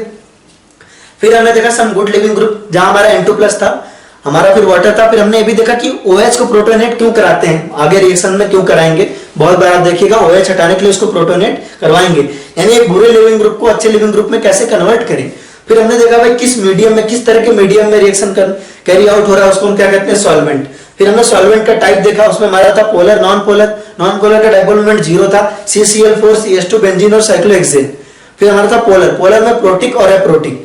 प्रोटिक में आपका हाइड्रोजन बॉन्डिंग शो कर सकता था, एप्रोटिक आपका हाइड्रोजन बॉन्डिंग शो नहीं कर सकता था। सारे शॉर्ट फॉर्म वाले पीएच टेक्निक के अकॉर्डिंग किसमें आते हैं, आपके एप्रोटिक में। और सारे जो है मतलब बाकी सारे HCl ROH वगैरह, सॉरी हाँ, ये सारे किसमें आते हैं, आपके प्रोटिक में। ठीक है, एप्रोटिक वाले एग्जांपल आपको याद है, THF, DMSO, HMPA, DMA, है ना, ये सारे किसमें आते हैं, आपके पोलर एप्रोटिक में। फिर हमने देखा सॉल्वेशन। सॉल्वेशन में हमने देखा कि पोलर प्रोटिक सॉल्वेंट में आपके कैटायन और एनायन दोनों डिसॉल्व हो जाता है। एनायन इसमें बंधनों में बंधा हुआ है, जबकि पोलर एप्रोटिक में आपका सिर्फ कैटायन स्टेबलाइज हो पा रहा है, एनायन स्टेबलाइज हो पा रहा है, जबकि एनायन को क्या मिल रही है, ठोकरें मिल रही है। तो this is all about leaving group and solvent. अब जो हमारा नेक्स्ट टॉपिक है उसका नाम है अटैकिंग रिएजेंट्स। तो जो अटैकिंग रिएजेंट्स होते हैं उनका नाम आपने ऑलरेडी पहले सुन रखा होगा, है ना, बहुत सारे लोगों ने पढ़ भी रखा होगा। उनका नाम होता है इलेक्ट्रोफाइल्स एंड न्यूक्लियोफाइल्स। ठीक है, तो अटैकिंग रिएजेंट आपके 2 तरह के होते हैं। पहला आपका होता है इलेक्ट्रोफाइल, इलेक्ट्रोफाइल्स जिनको आप रिप्रेजेंट करते हो इस तरीके से, ठीक है, E+ इस तरह से। ठीक है, सेकंड आपके होते हैं न्यूक्लियोफाइल्स। सेकंड आपके क्या होते हैं, न्यूक्लियोफाइल्स। न्यूक्लियोफाइल्स इनका बहुत ज्यादा इंपॉर्टेंस है। रिएजेंट्स का मतलब क्या हुआ, ये रिएक्शन के प्रोसीड होने में, है ना, बहुत इंपॉर्टेंट रोल प्ले करते हैं। इनमें से कुछ इलेक्ट्रॉन डेफिशिएंट होते हैं और कुछ इलेक्ट्रॉन रिच होते हैं और अकॉर्डिंगली बिहेव करते हैं रिएक्शन में, और इनको पढ़ना बहुत ज्यादा जरूरी है जिससे कि हम आगे के रिएक्शंस ढंग से समझ लें। तो हमारे 2 टॉपिक इलेक्ट्रोफाइल्स एंड न्यूक्लियोफाइल्स।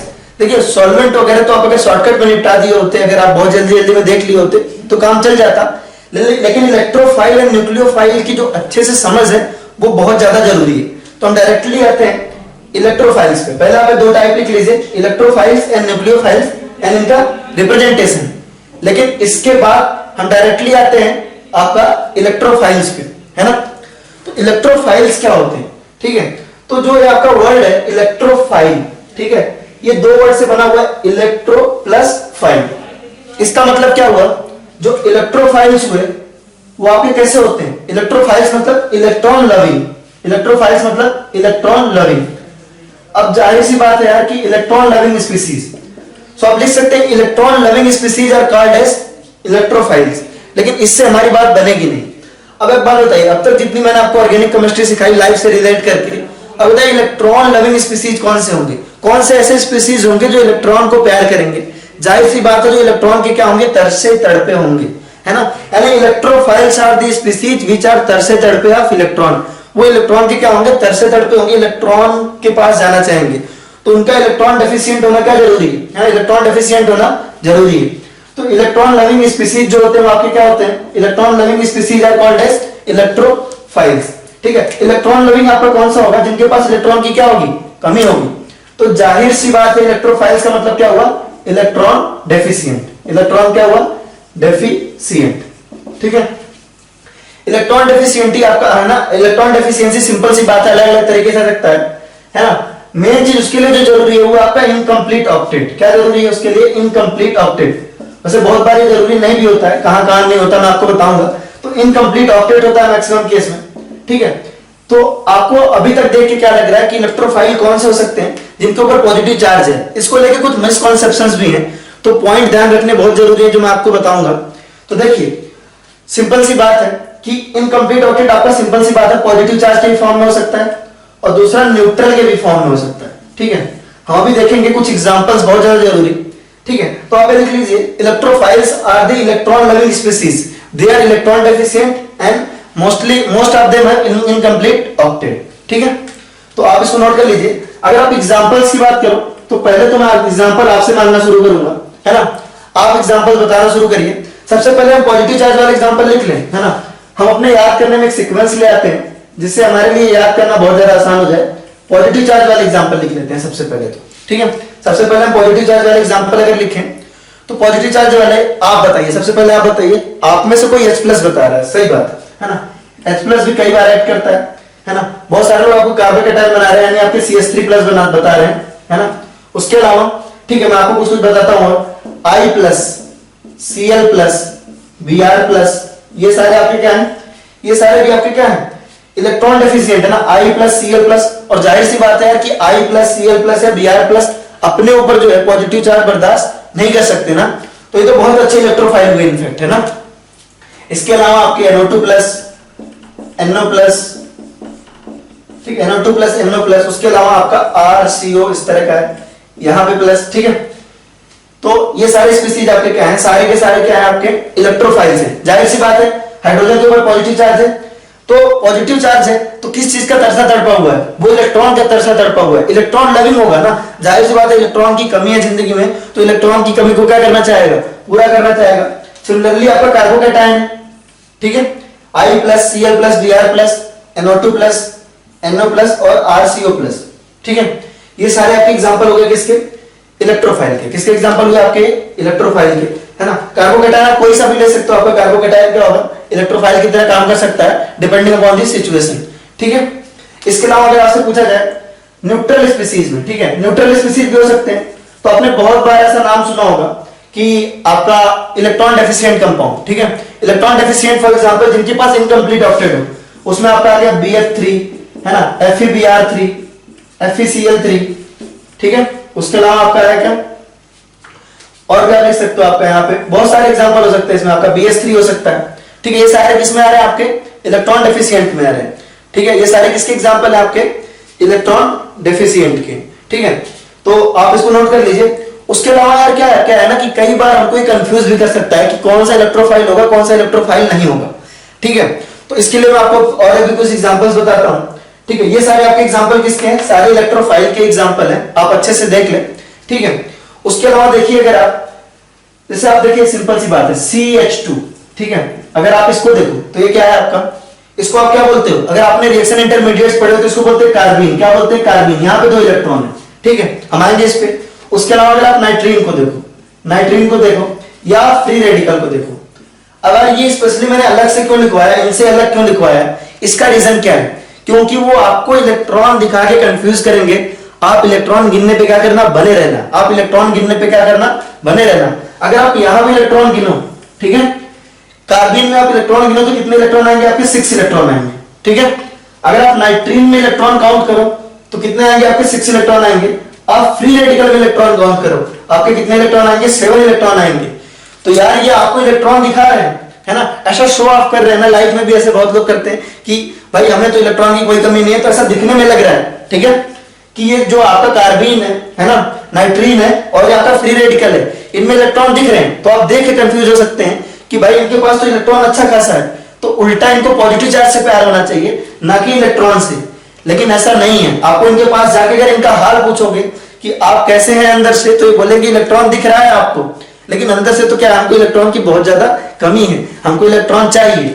तो they will act as electrophiles. तो याद रखेंगे, carbenes, nitrenes and free radicals are popular electrophiles, जिसको आप देख के गलती कर सकते हैं। तो किसी को ऐसे देख के हमको ऐसे जज नहीं करना चाहिए, हमको इसका अंदर का हाल पूछना चाहिए। तो अंदर का हाल क्या है भाई, इनका इलेक्ट्रॉन की कमी है ना। तो इन्होंने बोला भाई इलेक्ट्रॉन की कमी है, तो हम किसकी तरह ऐड करेंगे, इलेक्ट्रोफाइल्स। इसके अलावा और भी कुछ एग्जांपल्स हैं, है ना, जिन पे थोड़ा गौर करिएगा। इसके अलावा आप SO3 को देखो, ठीक है। चलो हमारे बच्चे इतने तो समझदार हैं, ठीक है, इसको देख के कुछ बताएंगे कि इलेक्ट्रोफाइल की तरह क्यों काम कर सकते हैं। ये पर्टिकुलर ये वाले, है ना, ये वाले भी बहुत सारे रिएक्शंस में आपको दिखेंगे, आपको इलेक्ट्रोफाइल्स की तरह काम करते हुए। ये इलेक्ट्रोफाइल्स के एग्जांपल पे अभी हम, ठीक है। तो आप इसका रीजन बताएंगे कि इलेक्ट्रोफाइल की तरह काम क्यों कर सकता है, ठीक है। इस पे देखते हैं, इसको देखें, इलेक्ट्रोफाइल की तरह काम क्यों कर सकता है, ठीक है। आप में से एक बच्चा बता रहे हैं, क्या बता रहे हैं आप, हाँ बिल्कुल सही बता रहे हैं, ठीक है। ये कह रहे हैं कि भाई ये दोनों केसेस में क्या है, दोनों केसेस में जो सराउंडिंग एटम है ऑक्सीजन है, और ऑक्सीजन जिसके साथ लगा होता है ना, phone is done, fluorine, oxygen and nitrogen, बहुत ज्यादा इलेक्ट्रोनेगेटिव है, पूरा इलेक्ट्रॉन चूस के अपने पास रख लेता है ना, स्लाइटली नेगेटिव चार्ज आ जाएगा यहाँ पे। सिमिलरली यहाँ पे स्लाइटली नेगेटिव से स्लाइटली नेगेटिव जाएगा, और ये सल्फर को इलेक्ट्रॉन डेफिशिएंट बना देगा। क्या कर देगा? इलेक्ट्रॉन डेफिशिएंट बना देगा। और सिमिलरली यहाँ पे क्या करेगा? कार्बन को इलेक्ट्रॉन डेफिशिएंट बना देगा। क्या करेगा? कार्बन को इलेक्ट्रॉन डेफिशिएंट बना देगा।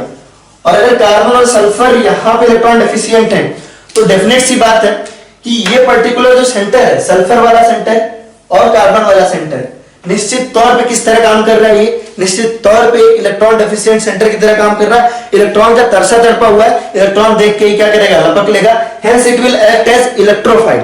ठीक है, तो इतना आसान सा था ये कॉन्सेप्ट, इतना आसान है। ठीक है, अब आते हैं मिसकंसेप्शन पे। क्या हो सकता है ना, अभी तक तो हमने कहा भाई कुछ लोगों को देख के ऐसा लग सकता है ना, कुछ लोगों को देख के ऐसा लग सकता है कि वो इलेक्ट्रॉन के धनी है, वो इलेक्ट्रॉन के रिच है, जैसे ये है ना, carbon, nitrogen, free radical. But उनका अंदर से हाल पूछा तो निकला भाई 6 electron 7 electron. They are electron deficient, they are electron के तरसे तड़पे, है ना, दे आर इलेक्ट्रोफाइल्स। लेकिन कुछ लोग ऐसे भी हैं जो देखने में ऐसा लगेंगे इलेक्ट्रॉन की कमी है। लाइफ में भी ऐसे बहुत लोग करते हैं, है ना, कहते हैं मेरे पास तो पैसा नहीं है, ऐसे नहीं है, रोते रहते हैं बट अंदर से बहुत धनी होते हैं। तो उस तरह के लोग कौन से हैं, उनसे बचा के रहो। जैसे अगर आप देखो NH4+, NH4+ को अगर आप देखोगे या H3O+ को देखोगे तो ये सब देखिए आपको देखने में कैसे लग रहे हैं? इलेक्ट्रॉन डेफिशिएंट से लग रहे हैं। यहाँ पे पॉजिटिव चार्ज है इसलिए NH4+ पे, लेकिन एक्चुअली NH4+ का जो ऑक्टेट है वो क्या है? कंप्लीट है। ऑक्टेट क्या है? कंप्लीट है। तो जनरली इलेक्ट्रोफाइल की तरह काम नहीं करेगा। ठीक है, it is as simple as that. तो इसको कायदे से आप नोट कर लीजिए, और बहुत ही इंपॉर्टेंट है इलेक्ट्रोफाइल। बस इस चैप्टर में इलेक्ट्रोफाइल आपका इतना ज्यादा काम नहीं आएगा, लेकिन इसके आगे के चैप्टर्स में इलेक्ट्रोफाइल आपको काम आएगा। इस चैप्टर में तो हमारा जो काम आएगा वो है न्यूक्लियोफाइल। तो पहले आप इसको नोट कर लीजिए ढंग से, है ना। नोट करने के लिए आपको पॉज करना है, सिंपल सी बात है। ठीक है, तो आज की वीडियो में गाइस इतना ही। नेक्स्ट लेक्चर से हम जो है आपका न्यूक्लियोफाइल से स्टार्ट करेंगे, और नेक्स्ट लेक्चर से और ज्यादा इंपॉर्टेंट हो जाएगी। जैसे जैसे इस चैप्टर में हम आगे बढ़ते जाएंगे हमारे टॉपिक का इंपॉर्टेंस और बढ़ता जाएगा। तो बने रहिए, और है ना, ऑर्गेनिक में आप कोई भी लेक्चर मिस नहीं कर सकते। आपको पहले ही बोला है कि आप पुराना कोई भी लेक्चर मिस नहीं कर सकते, क्योंकि अगर आपने कंटिन्यूटी भंग की, है ना, तो ऑर्गेनिक में सबसे ज्यादा इफेक्ट पड़ता है। अगला लेक्चर आपको इतना अच्छे से नहीं समझ में आएगा, और स्पेशली बेसिक्स वाला पार्ट तो आप कर लो, आपके पूरे ऑर्गेनिक में काम आएगा। ठीक है, तो ये बहुत ज्यादा जरूरी है। इसको मैं स्लो करा भी रहा हूँ, और आपको मैंने पहले भी बोला है, अगर आपको लेक्चर की स्पीड तेज लगती है तो स्पीड आप धीरे कर ले। नीचे आपको ऑप्शन दिख रहा होगा, ठीक है, स्पीड आप 0.75 कर सकते हैं, 0.5 कर सकते थे, 0.5 की जरूरत नहीं पड़ेगी। और जिनको स्लो लग रहा है ना, वो ऑब्वियसली तेज कर सकते हैं। तो गाइस आज के लेक्चर में बस इतना ही। तब तक के लिए अपना ख्याल रखें, है ना, सिचुएशन को देखते हुए सोशल डिस्टेंसिंग मेंटेन रखें, अपने और अपने घर वालों का ध्यान रखें, अच्छे से रहें, और खूब जम के अपनी पढ़ाई करें, जबरदस्त तरीके से रहें, स्वस्थ रहें। अपना ख्याल रखिएगा। Tata, bye bye, take care. मिलते हैं अगले लेक्चर में।